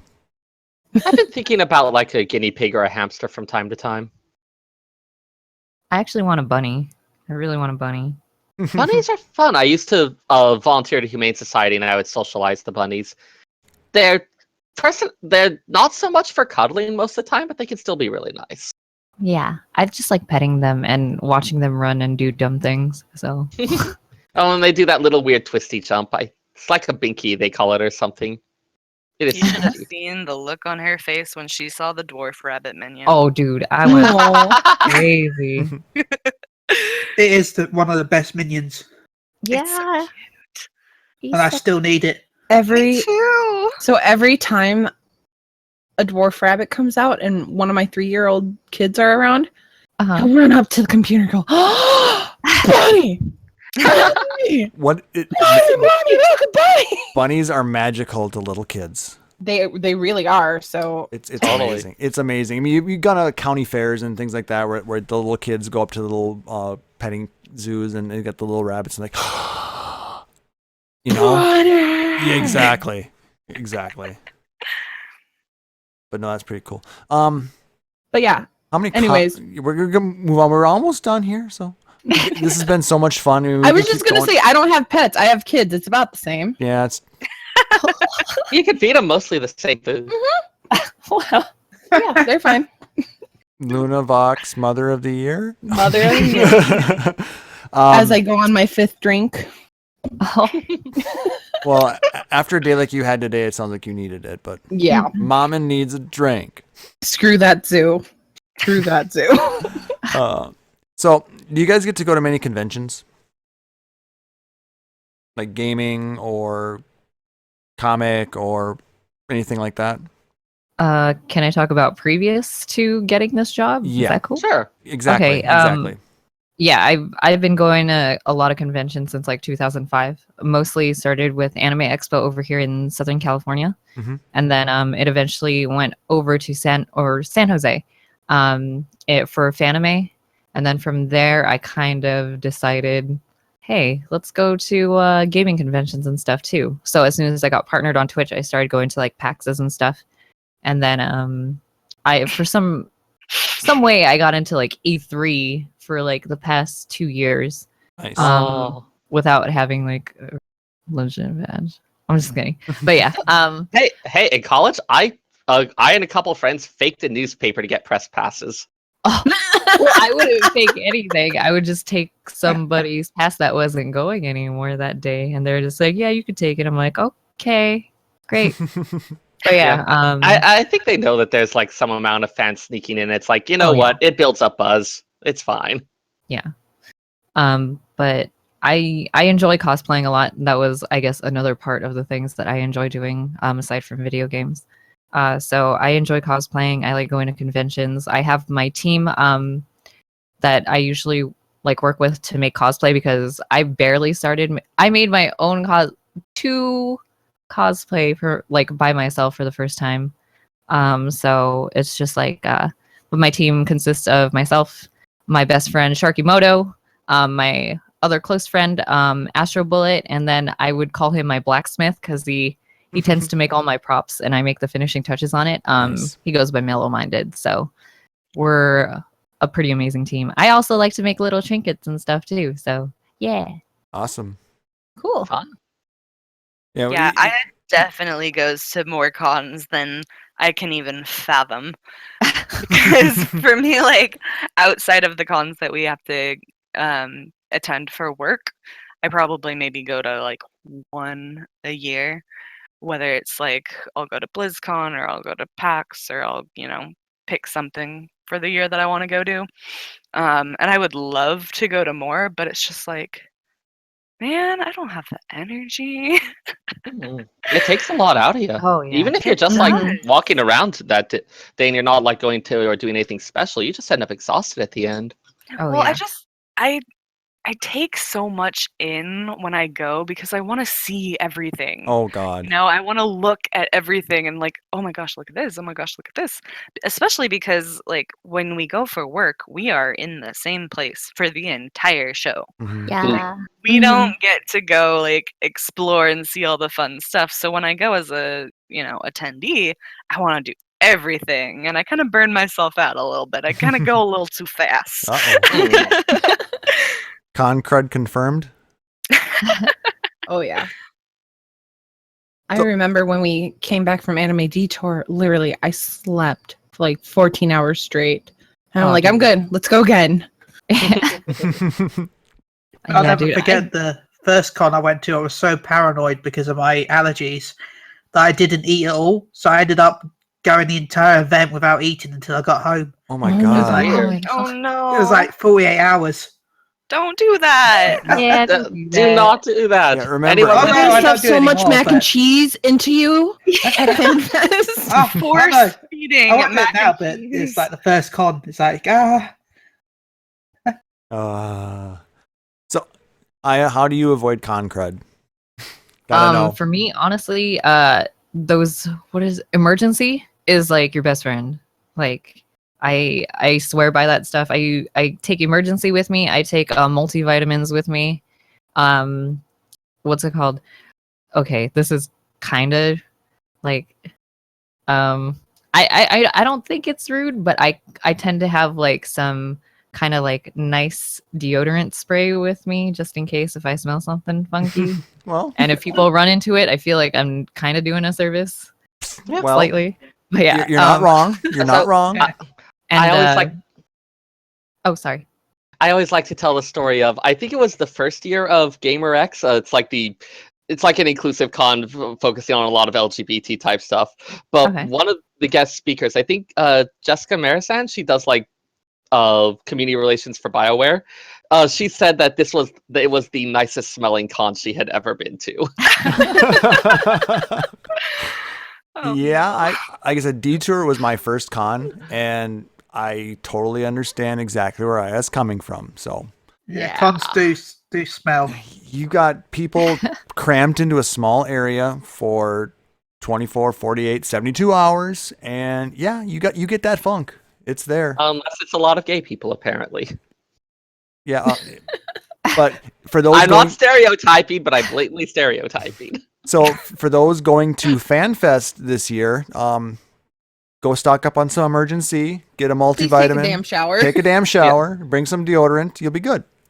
Please. Oh, that reminds me, I just want to rant about this for a moment. So last year, the hotel it was at, was it the Rio? I think it was the Rio. The spa area closed at like 6 o'clock, which was really terrible when I had just gotten off a shift of volunteering and I just wanted to go soak in warm water for a bit. So I looked it up at the Paris and no, they also close it. It is freaking Las Vegas. The city doesn't sleep, but none of their freaking hot tubs stay open past 7. What is wrong with them? I think the swimming pool and the Flamingo, with them staying at shuts at 5. Because they want everybody in the casino itself, I guess. But you could be in the casino anytime. That's Like, true. why should the time matter? Let us go and soak in hot water. God. I don't know. Didn't they After feel like- cons, I'm more of an ice bath type of person. But that's probably because I'm almost always on my feet. Oh yeah, that's true. I feel that. Yeah, I'm gonna have Yeah. Have they put out the thing for volunteers yet? I hadn't. Are they doing that this year?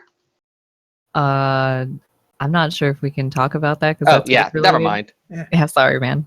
No worries. Just keep your eyes peeled for it because when they announce it, it'll be out on the lodestone, I'm sure. Mm-hmm. So, and sorry, just one more quick question to follow up with you, Aya. Are you gonna be at Detour next year?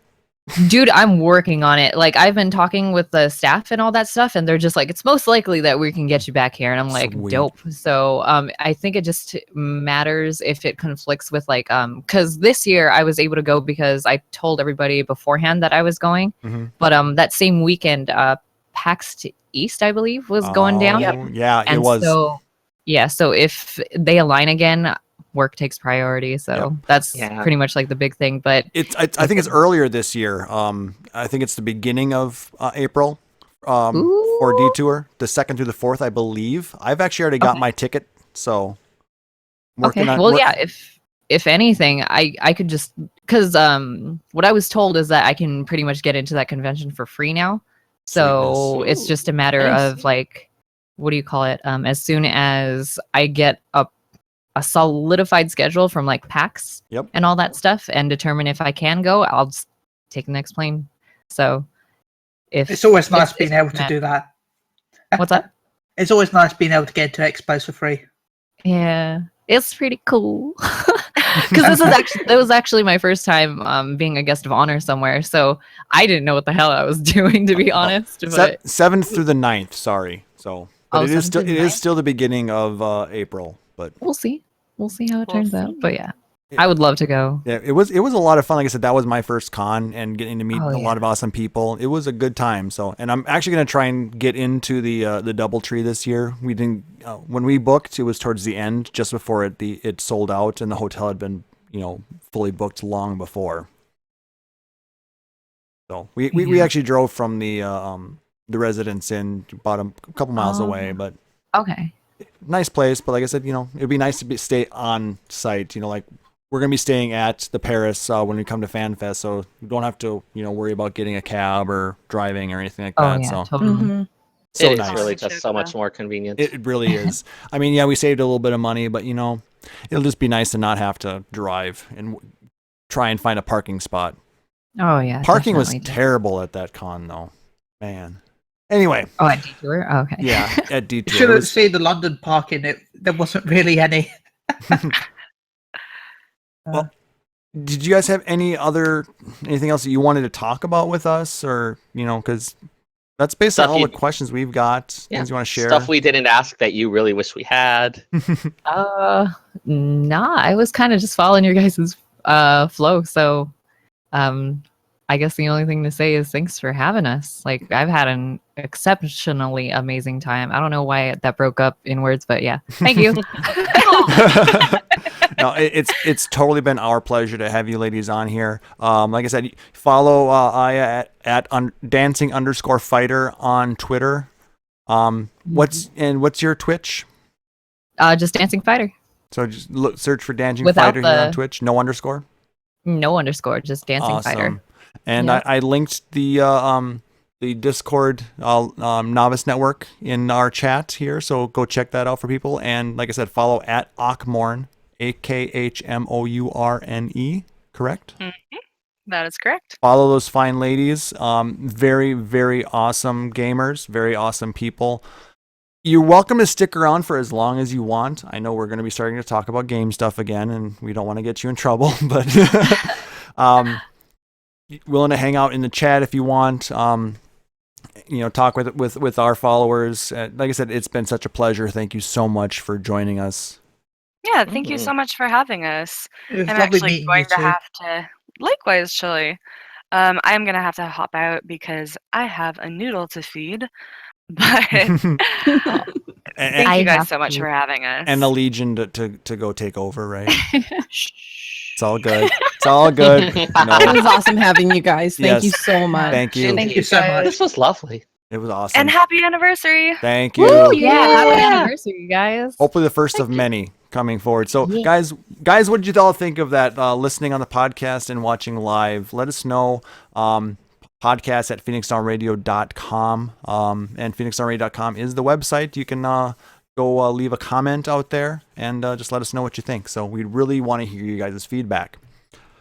All right, so let's go ahead and jump right into that game and community news that we were talking about earlier. If you listen to our last episode, we talked a little bit about how a lot of these Square Enix games are going mobile. A new mobile game just finally launched, related to the Final Fantasy 15 game coming forward. For those who might not be familiar, Justice Monsters 5 finally launched on Android and iOS. It's a pinball-esque game based on, like I said, the diner game in the Final Fantasy 15 game coming up. It pits your team of monsters against opponents trying to take over the galaxy. Am I the only one who has played that so far? Yes. I am already in Exvius, Record Keeper, and Mobius. I don't know that I have space for another game right now. I did download it because I'd actually been waiting for it since it was announced at the Uncovered event. But it's kind of a fun little game. One of those you don't have to put a ton of time into. It's got similar elements to where you can draw and get monsters to join your team and push through. It's fun. Like I said, if you're into like pinball games and you like Final Fantasy, it's free download. Go give it a try, guys. It's out on like the Google Play Store and the Apple App Store. You know what? I'm drunk enough. fan of it. I am drunk enough to download this. There you go. She's gonna download it and play it, and she's gonna tell us live, folks. I downloaded it and I had got my load of free stuff because I did the pre-launch stuff that they announced. Yep. I wasn't a big fan of it, really. It's not bad. It's just not. It's not super engaging. It feels like a huge grind to get any unlockables, if you understand what I mean. Yeah, without having everything, that stuff that's given to you, like I said, you're given 150 basically in-game currency. Well, 300 if you subscribe to the pre-launch. Look at that rippling bromance ab action they have going on there. Oh, I'm intrigued. But anyway, welcome to Final Fantasy 15. The bro trip. Bro trip. Bros before chocobos. Oh, but snap. like I said, not terrible. And then in the same vein of Final Fantasy 15, Kingsglaive was released digitally on the 30th, and it also had a limited theatrical release here in the US on the 19th and a few other places worldwide. I'm not going to be seeing it until I get my my pre-order in November. But Sarah, you went to go see it in the theater, didn't you? I did. And what did you think, without spoiling it for people? Yeah. So, I mean, it was a fun time. Definitely, I feel like if I hadn't known a little bit about the game and known that it was a tie-in and had that context for it, I would have been like, this is okay, but in terms of at least the plot, I'd be like, it's okay, but I don't know that it's really that special or interesting. Really great action sequences. Kind of put me in mind of Advent Children a little bit, where you've got, hey, some stuff explaining the plot and setting the stage for this thing, and then let's have some really absurd, amazing action scenes. Okay. So it's a decent movie. Makes more sense if you actually know what's going on with the game. Yeah. I mean, like, if you're not super interested in a Final Fantasy 15, I don't think that you're really going to get anything out of Kingsglaive on its own, but it was still fun. It was a nice way to spend an evening. Okay, gotcha. I mean, I am looking forward to watching it, but like I said, I'm not going to spend the time to go and get it early ahead of time, so just no need. You can just download it on PSN or Amazon. There's cost to it, though, to get it digitally, though. Yeah, and definitely, like, I don't know if I think other theatrical releases have finished at this point, but those kinds of big explosive action sequences are just really awesome on a big screen. It's hard to replicate on a home theater. Yeah, well, but like I said, it's also hard to replicate how comfy my couch is in the theater. I don't know, the seats in Leeds were amazing. Fully leather recliner seats. They've got some of those, me and leather have a love-hate relationship. If I'm wearing shorts, I'm not getting out of that damn chair. Yeah. I mean, we've got a theater kind of like that too. I mean, Luna and I have been there, and it's a nice theater, but you know what? My couch is still more comfy. They let me drink there. Yeah, they do let us drink there, but we can drink they more. They give me the alcohols. They think I'm a responsible adult. Suckers. Yeah, right? Totally. But I mean, like, sometimes it's just kind of fun to be like, hey, we're going to go out for an evening to the theater, and it's going to be kind of a little bit classy. Yeah, but like I said, I mean, for that, I'm probably not going to go watch a Final Fantasy-based movie, to be 100% honest. That's fair. But maybe it's just not a real fan. Yet Klaus, when Final Fantasy Full Metal Alchemist that movie came out, we went to go see that in a theater. Yeah, but How was that different? That was a lot different. How? Because Please name the ways. because I said so. Moving on. By the way, I So did try it's and not find a different. UK No, going, well, but I it's couldn't. well, we went because we both wanted to go see that movie because it was a limited release for an anime in the US. And Oh, yeah, we weren't going to be getting it on Blu-ray later on that year. And what? It was that was our only opportunity to see it. I guess. Right. I guess. You know, nowadays there'd probably be a Blu-ray or DVD release, you know, not far after that. But you didn't know that at the time. Yeah. Nowadays, I know about torrents. I mean, what? We're fine, law-abiding folks here, people. Yes. Yeah. As far as you know. A new collector's edition for World of Final Fantasy has been released for pre-sale on the online store. $120. It sounds like the one that was already on sale in Europe. Yeah, we just got it in the US just not that long ago. You and your fancy Europeans. Yeah, God, Chille. And your Brexits. And your not mac and cheese. Yeah, and your Nando's. Is Brexit still a thing? I still want Nando's. I don't even know what Nando's is, but it sounds so It's just delicious chicken. that I want It's it. chicken. Chicken. High five for justice. Yeah, That's what the game just told me. some of the stuff in the game is a little bit, yeah. I mean, Guys, it sounds high five for justice. it's So- supposed to be like a thing for this kind of cheesy game in the universe. They're staying true to the source material. Yeah. Oh, a Just galaxy hope where it unlocks monsters live stuff in the together game. and That'd be amazing. Continuing on, your $120 purchase includes a hardcover art book, 3 chibi figurines of Cloud, Lightning, and Squall, an original soundtrack, and some bonus in-game content. You get the Sephiroth summon, a red bonnet berry, a white chocobo, a glow moogle, and the Japanese voiceover downloadable content. I'm probably gonna pass, but god damn it, I want Red Riding Hood Tunberry. I'm sorry. Every time I hear Sephiroth, I saw this meme, and every time it pops into my head. It's this meme with Sephiroth on it, and it's supposed to be the Sephiroth theme song, but it's bells, frogs, big cherries, Oh my Peter God. Pan, mac Oh, yeah. and cheese, Sephiroth. Sephiroth misheard lyrics, isn't it? Yes. I saw one that used a bunch of Nintendo consoles. Yeah, I've seen that too. By the way, Ah. that DLC, I don't know if it's just Europe, but that's also just a pre-order bonus in certain stores, not just okay. a collector's edition. But So I don't know, GameStop might have it. see, Oh my God. they're saying they're including it with this, so I mean, I don't know where it's all going to be included, but if it's only available in the collector's edition, yeah, I'm not going to spend that extra money for that. But I'm a little bit upset that they're only including it there potentially. So Yeah, I like understand having, Japanese like- voice acting. I understand having physical objects as a thing that would only be in the collector's edition because that's got a cost to produce and all that. Exactly. But I always get a little frustrated when there's like game content that only becomes available if you have the collector's edition. Yep, that's true. Well, but like I said, they're trying to find all the ways that they can to get people to bite. You know, and some of it's not all physical. Some people want digital stuff. I mean, that's why they're coming out with the digital collector's edition for Final Fantasy 15. Yeah. I mean, like, if the stuff would be available some other way later on, I'm more okay with it. Oh, here you go. Well, the limited edition comes with it as well. $60. Huh. All right. Hmm. Anyway, moving on. The week 4 Tales of the Dragon Song War story has been released, and it's actually another really good story. Hmm. Crap, I still haven't read that. It's about your bro. Hearts My and bro? Farts. Precious cinnamon roll, baby. What? My precious cinnamon roll, baby.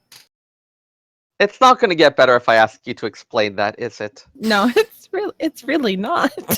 Carry on. All right. So if you haven't read that yet, please go do so. It's a good story. And as you guys are aware, where we're standing, the Rising has started. If you haven't done that, go get your minions, go get your orchestrion roll, go get your furnishings, and go get your feels. Yeah. It's not as very good as good. last year's, though. They'll never top last year's. No. I think last year's was, as much as I loved it, I think it's gonna be hard for them ever get better than that. But I mean, Yeah. if they do that again, then it's gonna like the novelty of it'll also wear off. That's the problem they've sort of dug themselves into. Just like appreciate it as what it was. All right. Yep. Like I said, it's fun. It was well done. There were parts that were really good, but like I said, there's no way it was going to top last year's. And once you have finished the chain, you can. There's a part of the quest that is repeatable, mostly for fun, but a couple extra options open up when you do that. So definitely take a look. You'll get some interesting previews. Yep. Now the next piece, it involves the whole thing with all the in-game items, making their world tour. Chille, you want to talk a little bit about what regions are getting the in-game stuff coming up now? Yeah, sure, no problem. That sounds good. Now, just to be clear, this was all stuff like the butler and maid attire, the various costumes, all the stuff like that, right? That is correct. And the masks and stuff, and the fireworks, and the 30k MGP icon. I'm still annoyed that UK is still stuck with the stupid Games Master promotion, but Australia, New Zealand, and Ireland and Scandinavia, France and Belgium have their own new competition that started on. Australia and New Zealand worker of Hanabi online store purchase at least $30 in items online and you'll get your code sent to you. In Ireland and Scandinavia, you just got to spend €20 in GameStop. Though a lot of people found out that the GameStops that they go to, they have to spend that money on a Final Fantasy, a Square Enix related title. It doesn't say that anything on the website about this, but a lot of the GameStops are saying the fact that they will only give the code if you either pre-order or spend €20 on a actual Square Enix product. France and Belgium, you can go to an esport bar and have a drink or two to get your free maid outfit, or you can, like UK, you get a game magazine to get your codes. There's more deals on that coming soon.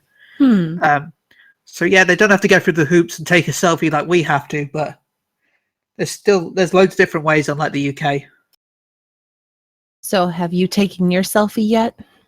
Because the third issue is still on out here. Really? Yes, next month. Holy crap, you guys just got fucked on that. Yeah, I know. Everyone else can just go to a store and pay €20 or pay $30. And then get everything instantly, and you guys have to wait so long. One code per month, and then send the picture. Yeah, like you have to do this extra work for it, and it's going to be some poor unpaid intern who has to sort through all that stuff. Yeah. Square Enix, why do you hate Chille so much? Yeah, what did Chille ever do to you? Are you mad because he didn't have mac and cheese? No, that's pretty legit. It is a legit reason, but still, god damn it, Essie, don't punish everyone just because Chille hasn't had mac and cheese. Just punish Chille. Like, we'll give you his character name. You can punish him directly. Come on, be nice to Chille. Alternately, no. How about Chille? You've turned into a punching bag, apparently. That's fine, I'm the guest. I have to put up with it. Yeah, this is what a good host does to their guests. Chille, speaking of you're on Ultros, right? Yeah, that's correct. I am on Ultros. I had a friend that was running a dungeon with people from Ultros, and they tried to recruit him to Ultros. Wow. And I tried to go and make an alt on Ultros, but it was locked at the time. What? Yeah, it's quite a busy server. Really? It's got... we were looking at statistics and stuff, and it said it was pretty dead, but... It's busy during certain times of the night. There's a lot of times where you can just get in, but a lot of times it is still quite active. Because we got a few bits of Gaff. We've got Gaff and Reddit on ours, so... Interesting. Do you guys have houses still available? Oh, dear. No, we don't. Not last time. Really? They filled up? Yeah.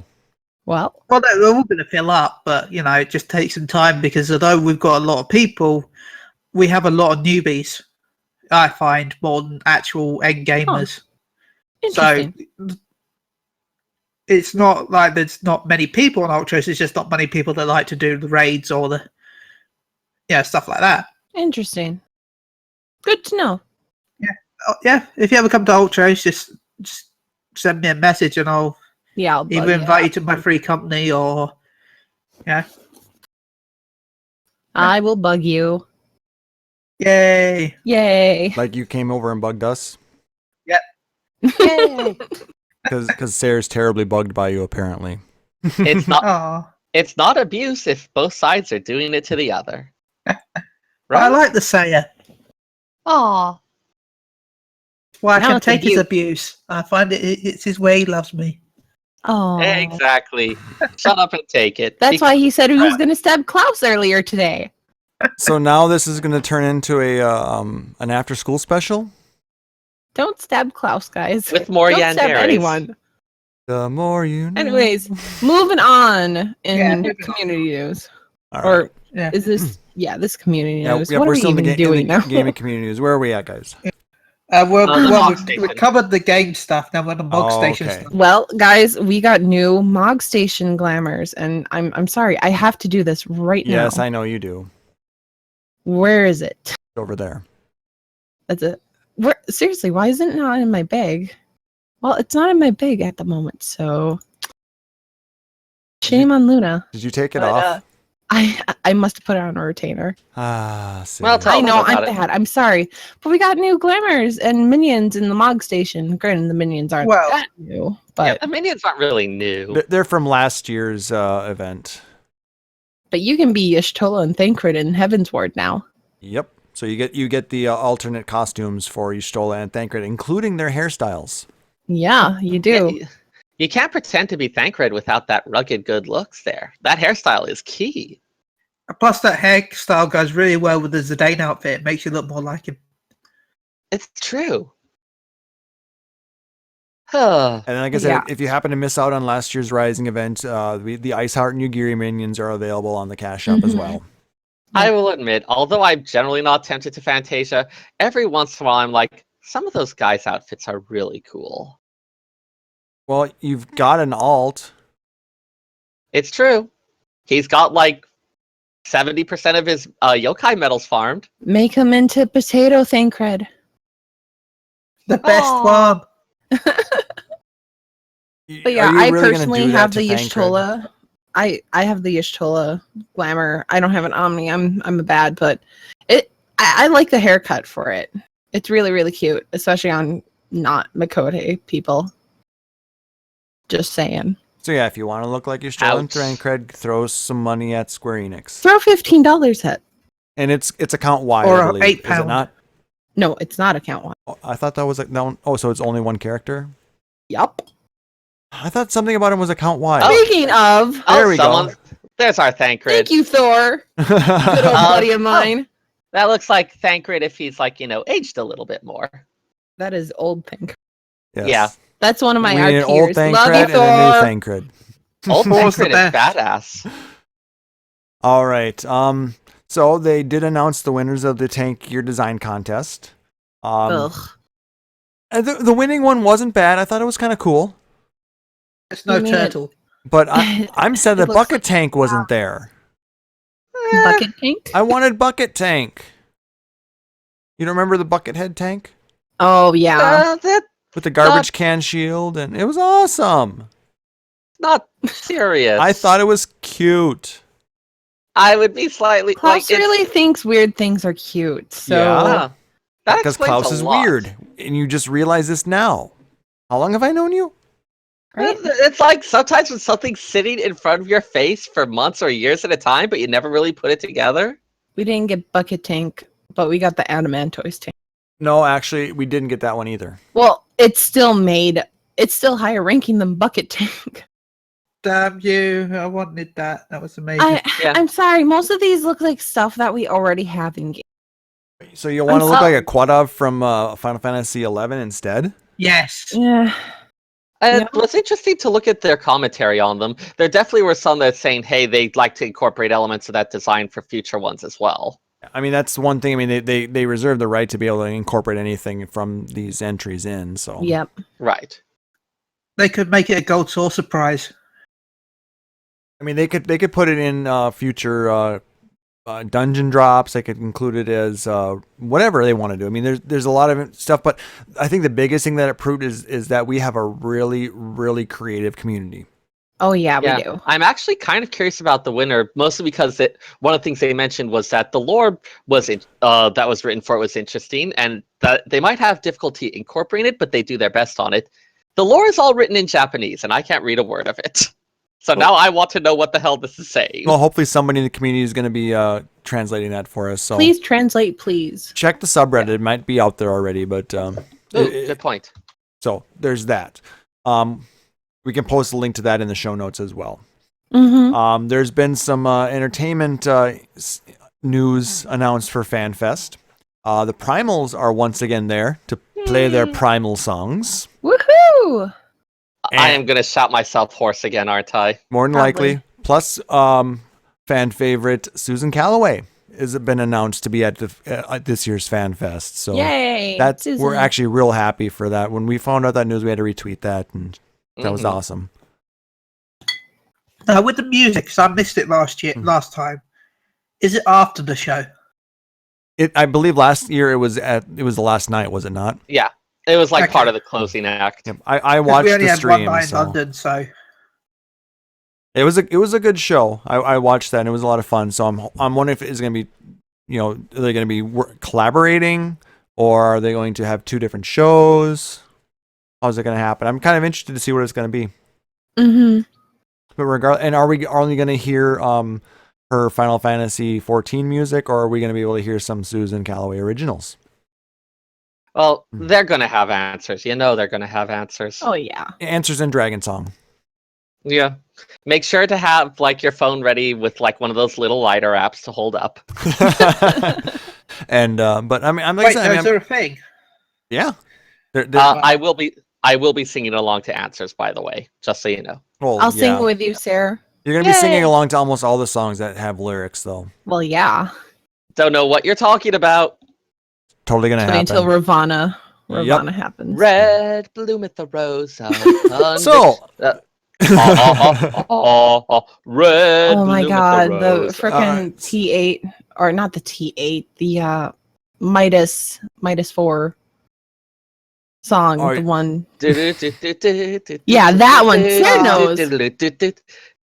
Yeah, that would be. 23 sectors tested. Oh my god, I can't wait for that. Oh, so much hype. Oh my god, technically Alexander's a primal! They could do that! I know! Oh my god, this is gonna be beautiful! Oh, that'd be amazing. Transform! Oh man, I am so looking forward to this And now. suddenly Sarah, like, Needs to go change his pants. woo! Don't know what you're talking about. Awesome. All right, so the other big thing that happened this last weekend was another anniversary, a third-year anniversary of the Final Fantasy 14 game, and they held a 14-hour anniversary stream, which I slept through. Me too. No, I saw you I'm sure I saw you at the live there.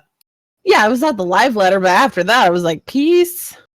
To be fair, that I wasn't ready. There wasn't really a huge amount that I was excited for after the live there. Yeah, but I Yeah. mean, there was a lot of good information on the live letter. So because Luna was there, but forgot to take notes. Luna was too hyped. So we thank Nova Crystallis and Marco and Mr. Happy for their translations and their summaries, as well as it's also available out on the official forums. So we'll link all of that in the show notes as well for people. So, patch 3.4 release date 9/27 before FanFest. 27. Oh my goodness. So end of this month, guys, we get the new patch. Soul That's exciting. Surrender. Mm-hmm. Anybody else think it's a little bit of an odd name in comparison to Revenge of the Horde? What does and, that remind me of? It reminds me of a song. I mean, that's the name that they announced at the Japanese event, right? Yeah. So like, we've had some stuff where there was one name for that, and we had something that was similar but kind of localized for us. No, if you look at like the lodestone, I believe it all says Soul Surrender there too. Okay. Then I am wrong. I believe that so we're is- surrendering the soul, Yep. basically. Yeah, We're losing I our know souls. they were mentioning in an interview that okay, the Dragon Song War is finished. This is now sort of being the kind of like pre-story setting up for what we're going to be doing in 4.0. Joke's on you, SE. I don't have a soul. Luna's a ginger confirmed? So No. that's why she fantasias all the time. All right, so we're getting new main scenario stuff. Parts of the script are going to vary depending on whether or not you cleared Coil. Yeah. Okay, Which I've I- been wanting to ask about that. Is it all of Coil or just I think it's T13. progress through it? I'm pretty sure it's specifically T13. So 5, Okay, 9, so and I've done 13. it. So good. Without getting too much into it, in Tales of the Dragon Song War, they talked a little bit about some stuff with what Alice had been up to, and at the end of our current content, we did have Alice making her appearance. So Mhm. clearly, she's going to start becoming a factor in what's going on now. Yep. And given that the Coil story involves going around and helping her out, I would not be surprising if she mentioned a little bit about or alluded to the fact that you had been doing stuff with her. Well, that was I'm actually so- confirmed. I am so right. happy she's But, like, coming that'd be back the into con- the story. Mm-hmm.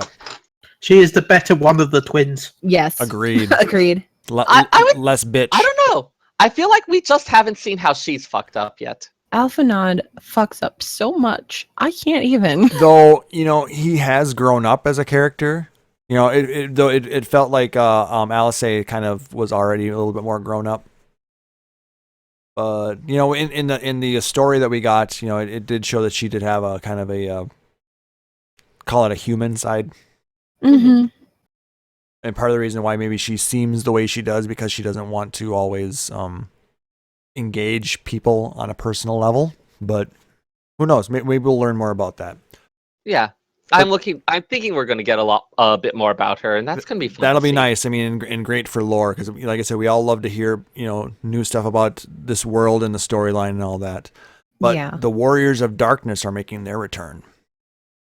Dun dun dun. Dun dun dun. Good. Good. Would you guys like to see like an 8v8 Warriors of Light versus Warriors of Darkness fight? Well, yeah. I worry like that would. Because I'm thinking of there is kind of that one in Halatali Hard where you're engaging against another party, but it doesn't really feel like they're acting like a party. So I wonder, that sounds great on its face, but I'd want to see them actually work together in like an effective party dynamic. Like that would really make it sing, I think. Well, if you go back to the when they basically one-shotted Ravana, Mm-hmm. and you fought against them in Yeah, the, but I mean the that was Vath in a area. cutscene.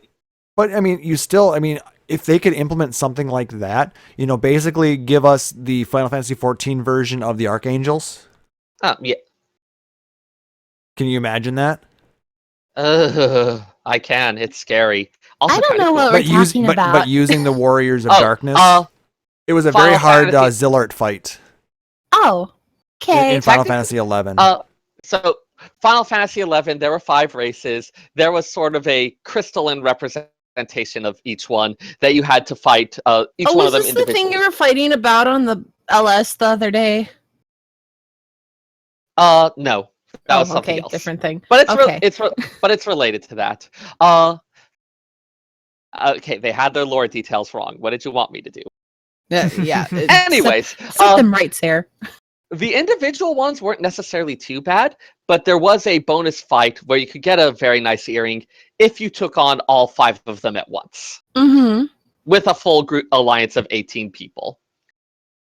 Interesting. The pop item was very difficult to get. It was only available at certain times and only if the weather was right in the zone.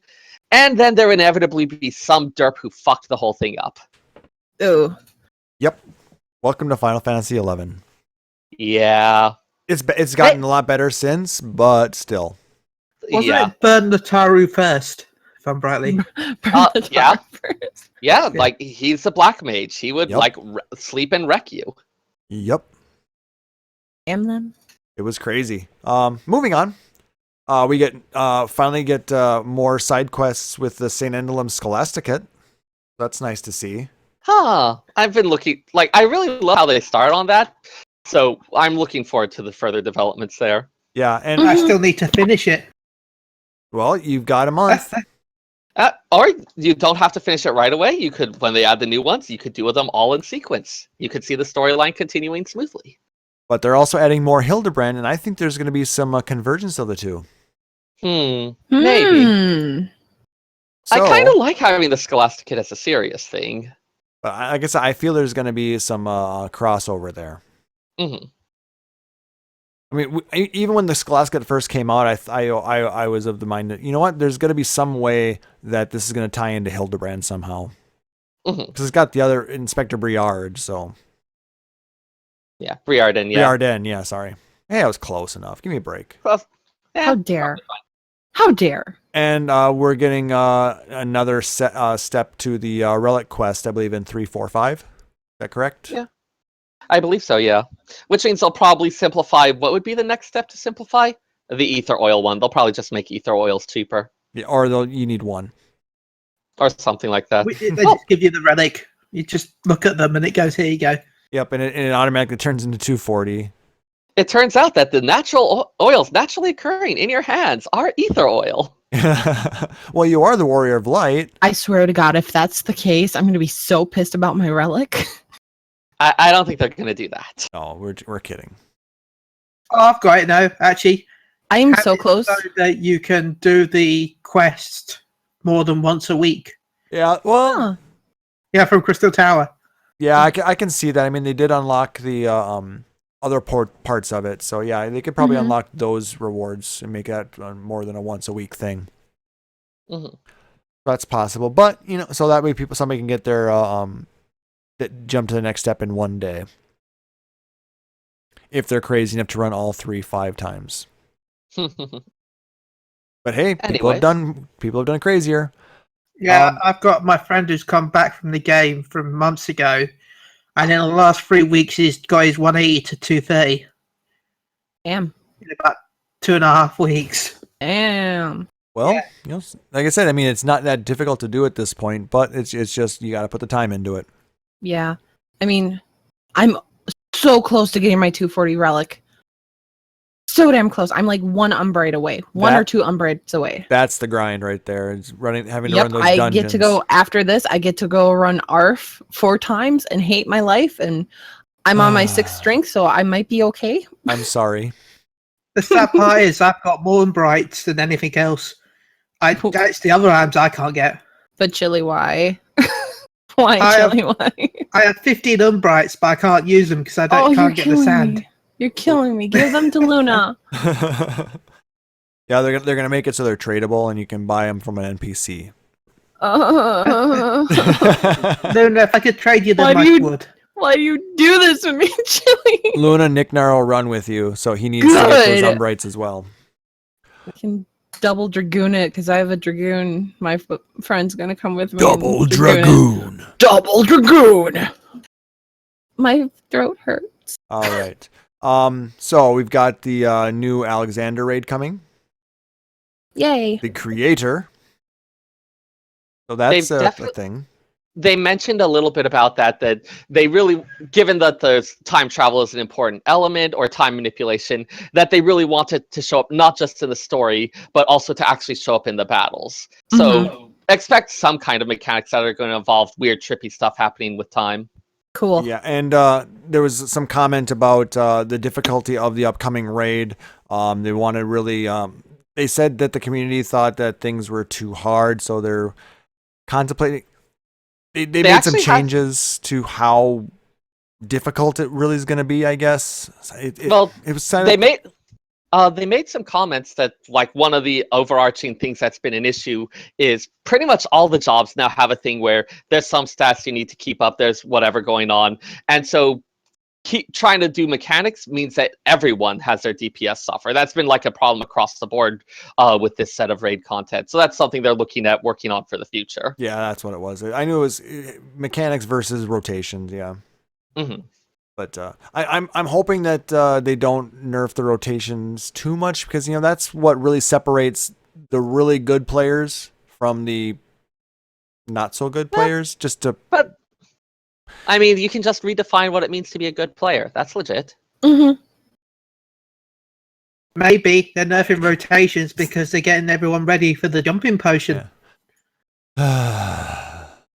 So they can all play Lords of Reminion. Oh god. Yay! In But Duty Finder. It's not. Yeah, that's something that's coming too. But I mean, you're never going to please everybody with any of these changes. So I mean, there's always going to be one side that's going to feel slighted versus the other side. So I mean, it's going to be difficult. It's trying to find the right balance is key. Hopefully they. But I Hopefully think they'll everyone's get there. going to.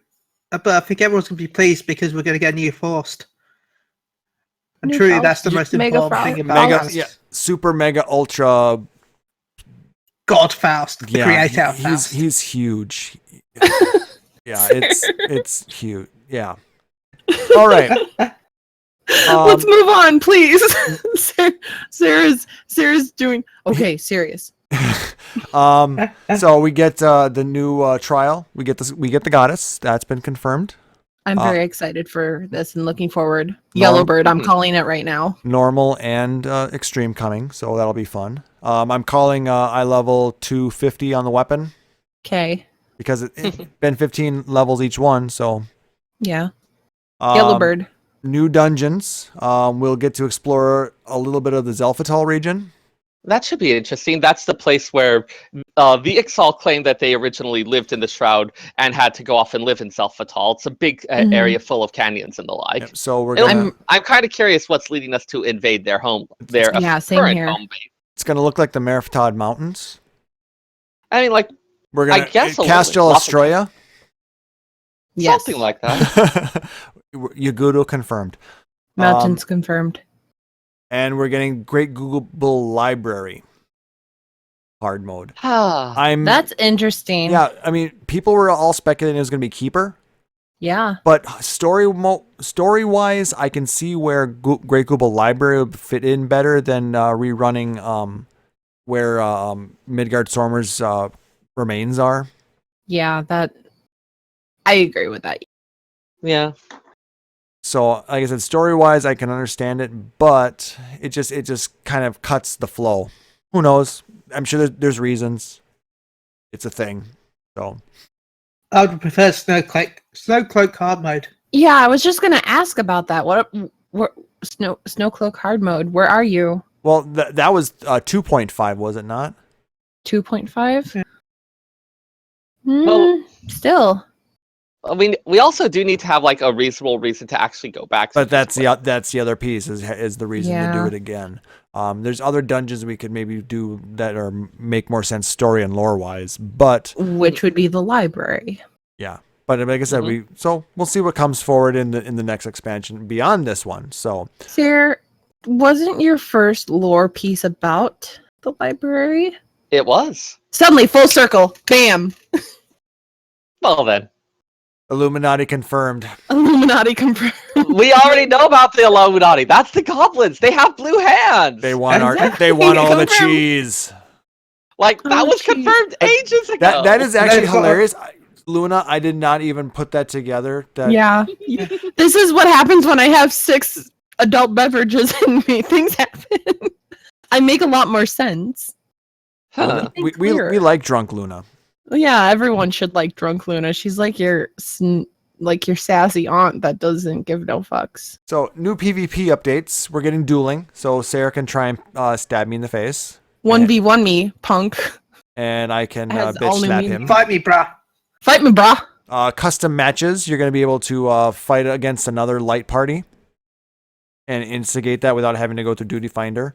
That's gonna be really cool. Spectator mode. Really cool as well. So we can stream spectator mode on Twitch. Be amazing. Yeah, we can spectate all those non-existent PvP matches. Hey, come on. Like, okay, Joe I definitely was- would disagree with you on that one. right? I was thinking about this from like an RP perspective. This is going to be awesome. Like, if there's a fight that needs to happen in PvP, like in RP, and you take this, like, 2 people to the PvP corner of The Wolves the Den? boat. Yeah, the boat. The boat. The boat and 1v1 and duke it out that way. That's going to be so freaking cool. And then you can spectate it too. Yeah.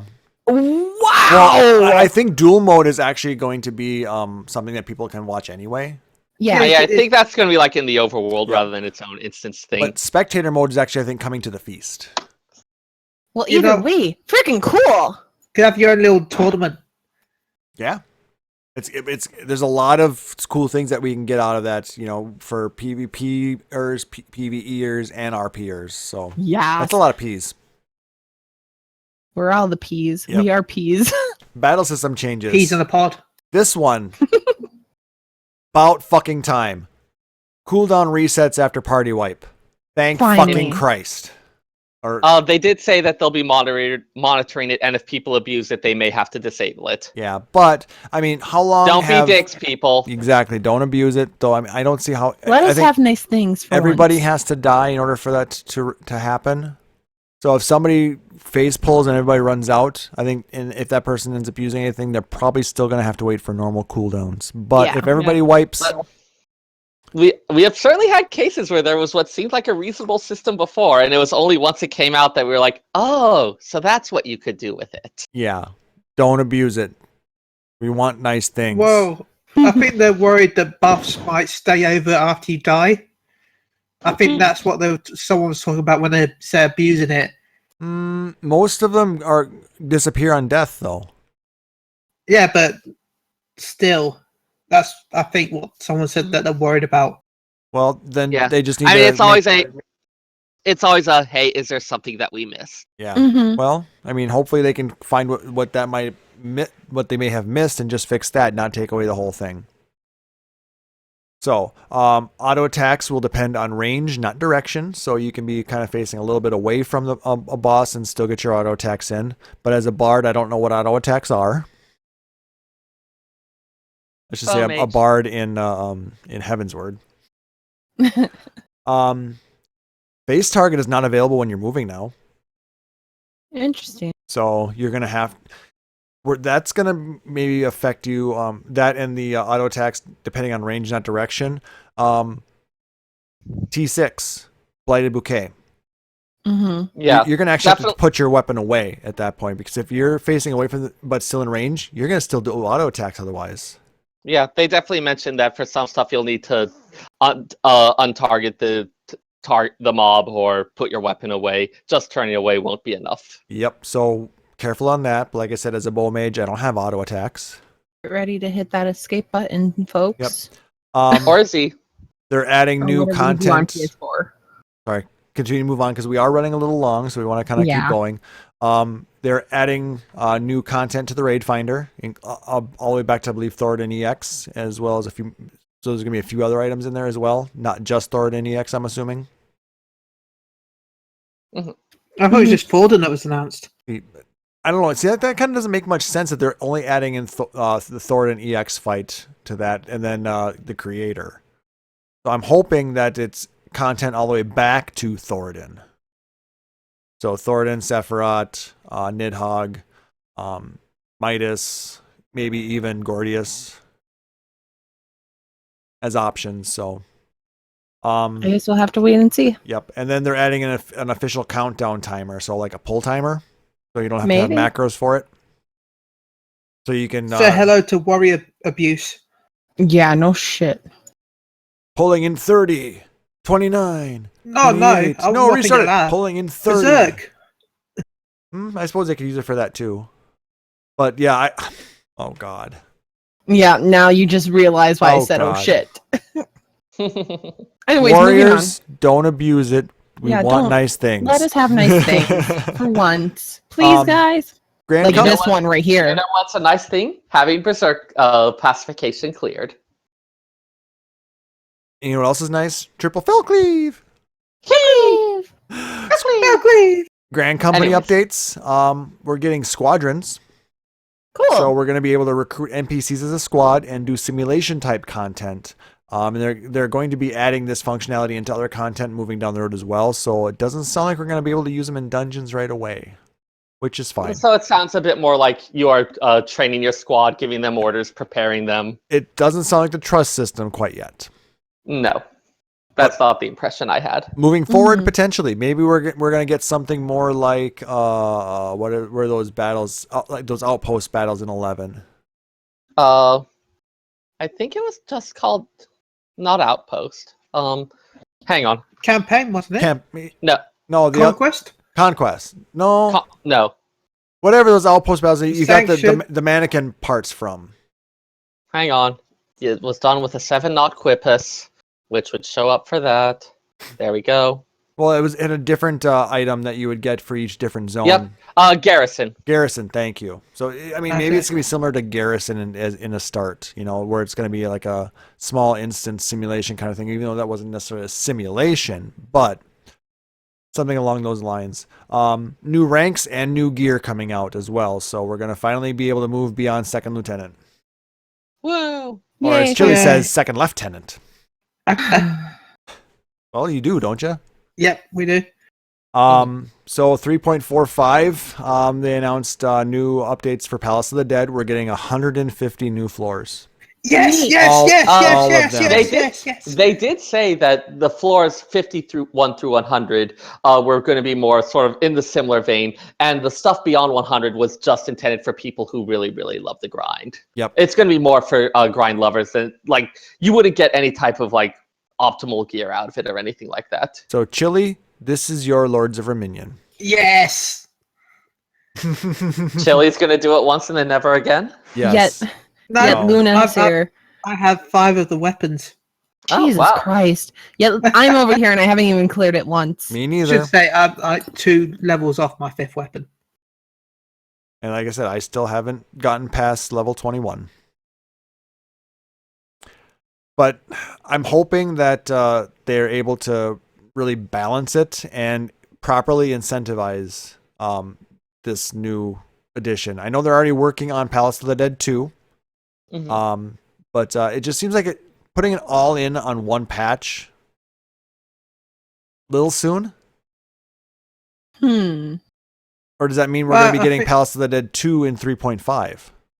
No, because they've got Diadem 2 in Or- 3.5. Or so 3.55, maybe. Who knows? But I don't think we'll see Palace of the Dead 2 until 4.0. possibly. Well, like I said, it's all speculation, so we can all talk till we're blue in the face about it, and probably still all All be I know wrong. is Palace of the Dead for the win. Like I said, this is Chille's, the content that was made specifically for Chille. Yay. Additional content, they're doing a new side quest series called Wondrous Tales, revolving around the little Makode girl in Idleshire. Yay. So that's kind of a cute little storyline. I'm wondering if it's going to be almost on a more interactive version of Jonathas. Kind of seems like it's going to be. Maybe. I mean, it looks interesting, and I'm curious about it. So I'll definitely take a look at it. So that I'm assuming that's going to be in Idleshire, and then maybe move around depending on where the story takes you. Mm-hmm. Gold Saucer is getting some updates. The Triple Triad's getting their cross server matches and their cross server room. So we can play against other people on your data center, which is nice. Yay. Lords of Verminion is going into Duty Finder. That's cool. Let's move on. You're gonna be able to buy 3 jumbo Cactpot tickets. Ooh. Oh man, I'm gonna get 600 More gil chances not to win. or MGP. Well, it's probably gonna be a 100, 200, 300 cost again. Probably. Like the Maybe. mini Cactpots. Who knows? Probably. Housing. We get Yay. apartments. 500,000. I have so many questions about this. Yeah. They're gonna have a chocobo stable. No gardening, except for pots. I'm guessing you can still do the flower pots, You but can get your pot from your apartment. yeah, you can, yeah. Yep. Aquariums are coming, That's fucking cool. and That That is is cool. orchestrion playlists. Yeah. Yes. Okay, going back to apartments. Sorry, I got to go back there for a second. Yeah. We're only getting 1,500 apartments. Yep. 1,536 technically, but 512 per 3 city states. So Limsa gets an apartment building, and Ulda and Gridania. That other place. Yeah, the tree hugger With the place. trees. You know what I find kind of funny? The first apartment to be announced was Ishgard, and it seems we're not getting Ishgard. I know. That is so freaking hilarious. No Ishgard housing at all. No. Well, maybe they haven't built up the zone for us yet. It's still Yeah. in ruins. So Maybe a bit out of the Like shot. reinforcing the That'd be foundation. amazing. 4.0 Ishgard housing. You're probably not wrong. I'm probably not wrong. That's the sad part of that. But I have so many freaking questions about the apartment. Like, if you have a personal house, can you get an apartment? That's a good question. Is the apartment the same size as like a personal room in an FC house, or is it bigger? I'm sure they'll tell us more once it gets there. I need to know. Inquiring Lunas Also, need to know. the biggest question is, why can we have our chocolate boat in our apartment? It's going to smell. Well, they're not in the apartment. There's going to be shared chocobo stables for the apartment. There's building. like a stable outside the outside. That's going to be a lot of chocobos in one stable. It's a chocobo parking garage. There we go. Beep, beep, beep. Anyways, moving on. Moving on. We're going to get some updates to some exploratory missions. There's going to be a small change to the diadem. They are going to be, you'll be able to queue in as a DOL, so you're going to be able to go in as a gatherer, which would be nice. So are they going to get rid of the need for the ethereal currents now? Maybe, maybe not. I still There's can't solo queue into there though. well, you'll be able to queue up as a botanist Yeah. with other botanists. Woohoo! Yeah. All bot party.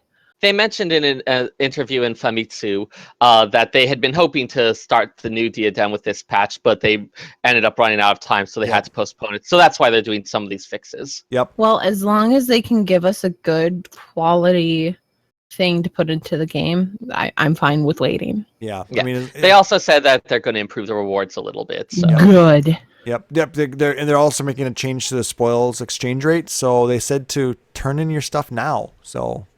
Yep. Just did Really? that. And then they're adding eye level 235 gear. Cool. So it seems a little too late for that. They should have done that in 3.35 instead of Yeah. 3.4. Again, I think they probably weren't even going to bother with spending additional development time, except that Diadem 2 started running a bit long. Yeah, so it's another way for catch up at that point. So yeah, new tomestones coming out in 3.4, tomestones of scripture. Cool. The new tombstone gear kind of has a Charlene feel to it. It's really kind of cool.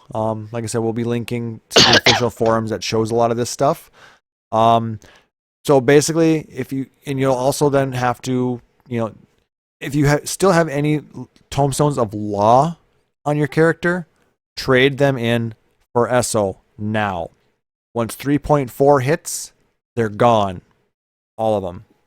You can also use them for the relic, can't you? What's that? Yeah, like the unidentifiable items. No, there are some of them that could be. There are some that could originally be purchased with law, and they never took out the option to purchase them with law in case people had built up and they would have lost them because of the exchange rate. Okay. So they kept that in as an option. Okay. But I mean, if you haven't done it by now, what are you doing? Yeah. Use them up, because if you don't use them, you'll lose them, and because then you'll be able to convert all of your esoterics into lore tomes, and lore tomes are going to become uncapped. Just like Poetics every will other, still be poetics. because they still need the level 50 tomes. The pre Heaven's Word content. Yep. So they're going to be coming out with new weapons that can be advanced materia melded. So crafted weapons are going to be, I heard, eye level 250. So you're going to be able to pentameld your some weapons. Cool. So raiders will like that. So you can either get a pentamelded crafted HQ weapon, or you can beat Sophia Extreme.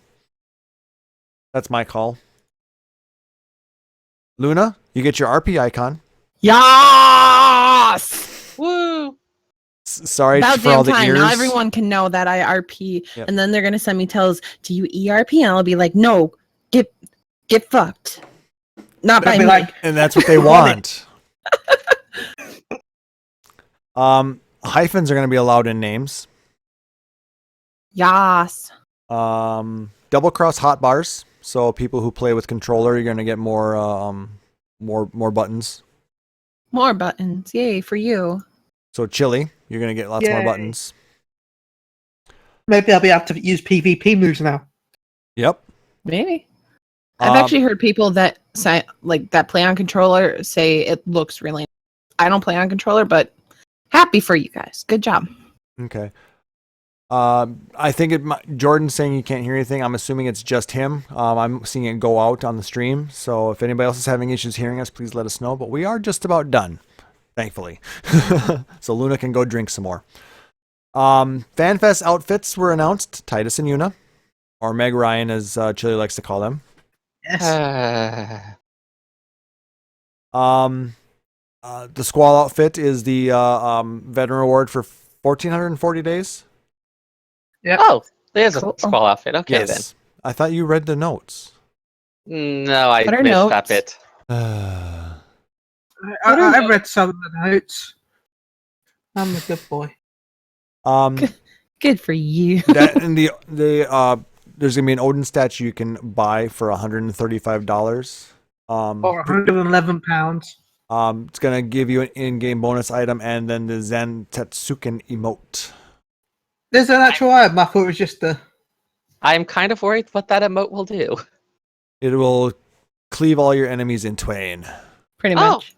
Sweet. Okay, now there's an item. I'm tempted to pre-order it. I thought it was just an emote. That's what I saw. You got it. They said in one of the translations it talks about a bonus in-game item and then an Because emote. you can already pre-order it in UK. God, you and your Brexits and your Nando's. And the UK pre-order doesn't say anything about an item. It just says the emote. Okay. Well, like I said, this is just based off of somebody's translation, so maybe there was a confusion in that translation. It is what it is. And it could be different for you guys then, because you're waiting later. It might be an item. Yeah, or maybe you'll get it. Yeah, it's gonna. Nick Nar in the chat saying it's gonna cause everybody to 90K. All right, so that was a really quick and dirty of the live letter information. Like I said, there was a lot of other information about the other things that they did during the live stream. So if they do have it archived, so you can go check it out, watch it, enjoy it, have fun. There was some shenanigans that they did, and they had a good time. There's a lot of congratulations. 3 years on a pretty successful RPG, so it's awesome. We're all happy. We all enjoy the game. We're still here, right? Mostly. Yeah, we are. Lore is on hold, unless I don't think anybody wants to see it for another hour. Yeah, we're pushing 3 hours already, so Yeah, Seriously. we're we 2.5 better hours, move. but we do have an email, and I did promise that we would read this email. It's not, hey, Klaus sucks, or anything like that, like we asked last time. Oh, Friend of ours, Rael Arkash from Hyperion, sent an email and goes, love the format of last week's show. Can't wait until there's more Final Fantasy content to expand on, but I just wanted to jump in on a couple of things. First, in many old religions, 12 gods was because of the Roman or lunar calendar. Often a god would have a month that was important where they might be more celebrated, even if it was just because of the start of their season, such as harvest, campaigning, whatever. The passing of the time through the year brought certain gods and their spheres of greater influences to the forefront, and the 12 months or lunar cycles was a common division that even cultures with large populations and lower educations could recognize. This division is still popular today and seen in the 12 zodiac signs. Yeah, definitely really good point on that. The Roman one itself doesn't explain stuff that is in very far-flung cultures that might not have had that contact, but I had missed the link to, the lunar cycle. I had wondered if it was like the gods inspire the calendar inspire the gods, a directional thing, but the actual phenomenon of the big old, a month is referred to as a moon. That's actually a term they use in Final Fantasy 14. They often talk about something that happened 2 moons ago, about 2 months ago. Yep. So yeah, very good catch there. I do think that lunar connection is why we end up with that repeated 12, because you can easily see, hey, there's 12 of these in a year. A year is pretty recognizable by the seasonal cycle. So technically there'd be 13 if it was by the moons. It's like 12 and a bit. Well, close enough to 13. Yeah. Ish. Second, I was going to comment on the mobile game phenomenon. One reason it's so popular is because in the early stages, you develop a psychological response almost akin to addiction. This is due to the fact that so little work yields a reward in those early stages. So in later stages that you must put in more and more time for a similar reward level, which drives you to committing more and more time because you want that reward. And when you can't receive that in a decent time frame, people will decide that money to buy a boost is greater value than they would have much earlier on. Also, games like this are great for the developers because it's like a large-scale MMO. You don't have to have a complete game right away. Events, updates, and time-released events with their own rewards are standard, unlike most older-style action platformer games on a console. You can still be tweaking gameplay mechanics months and even years down the road because your players will still have new content in which to experience it in. Very good point. You know, we did kind of talk a little bit about the psychological, quote unquote, addiction portion of it.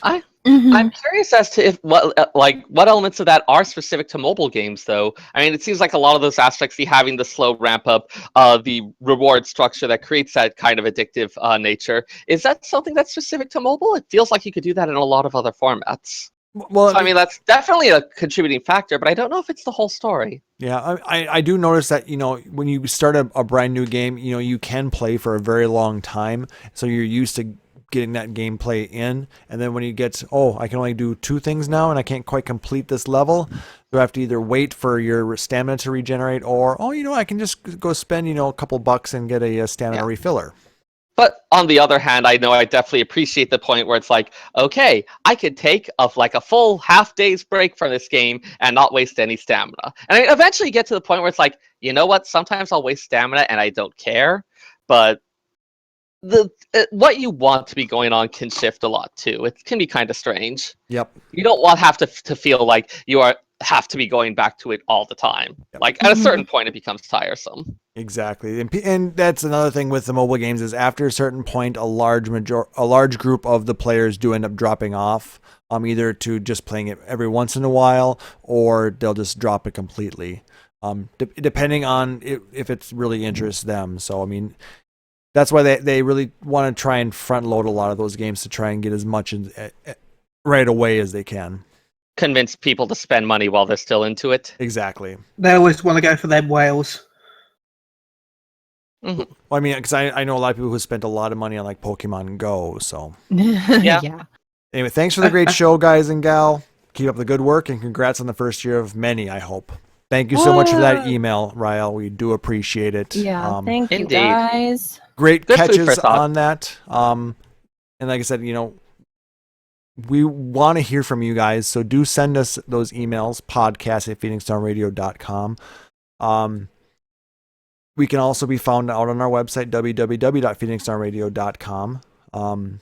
And if you're listening to us on the podcast and you want to catch us live sometime, by all means, come check us out. We go live every other Saturday night at www.twitch.tv/phoenixdownradio.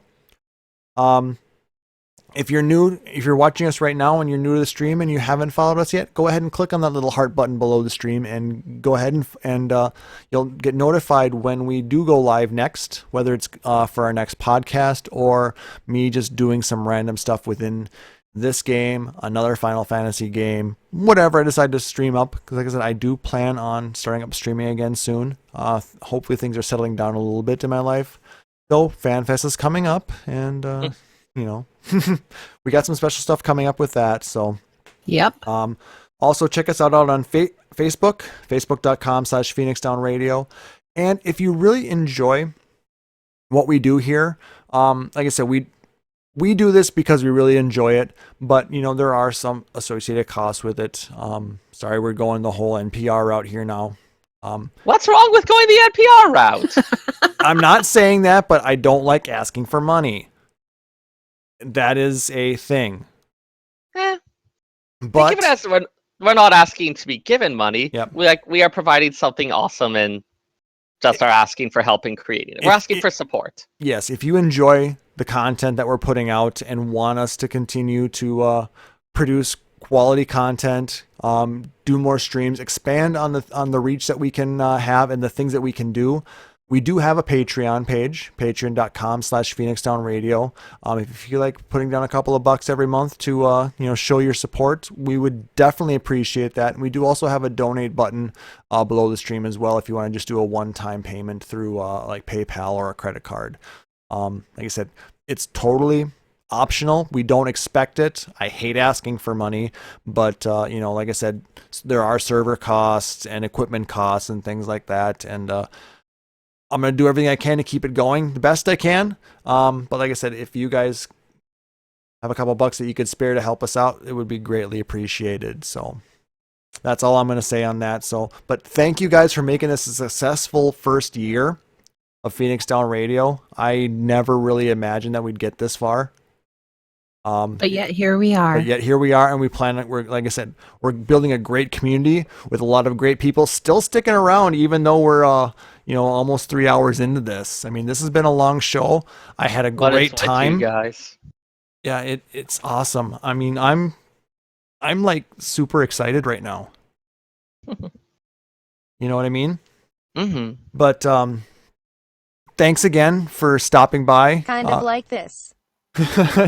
Chille. Every I time want to say, Damn it, Chille.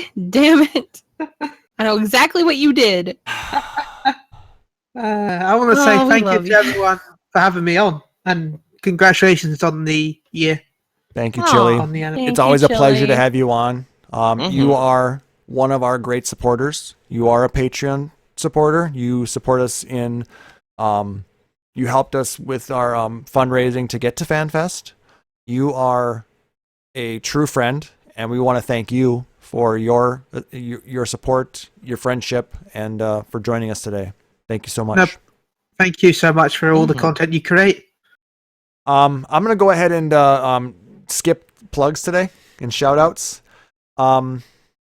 You can find Luna at Luna_Vox on Twitter. You can find Sarah on Twitter, FFXIV Sarah with 2 R's. You can find myself at Klaus_FFXIV.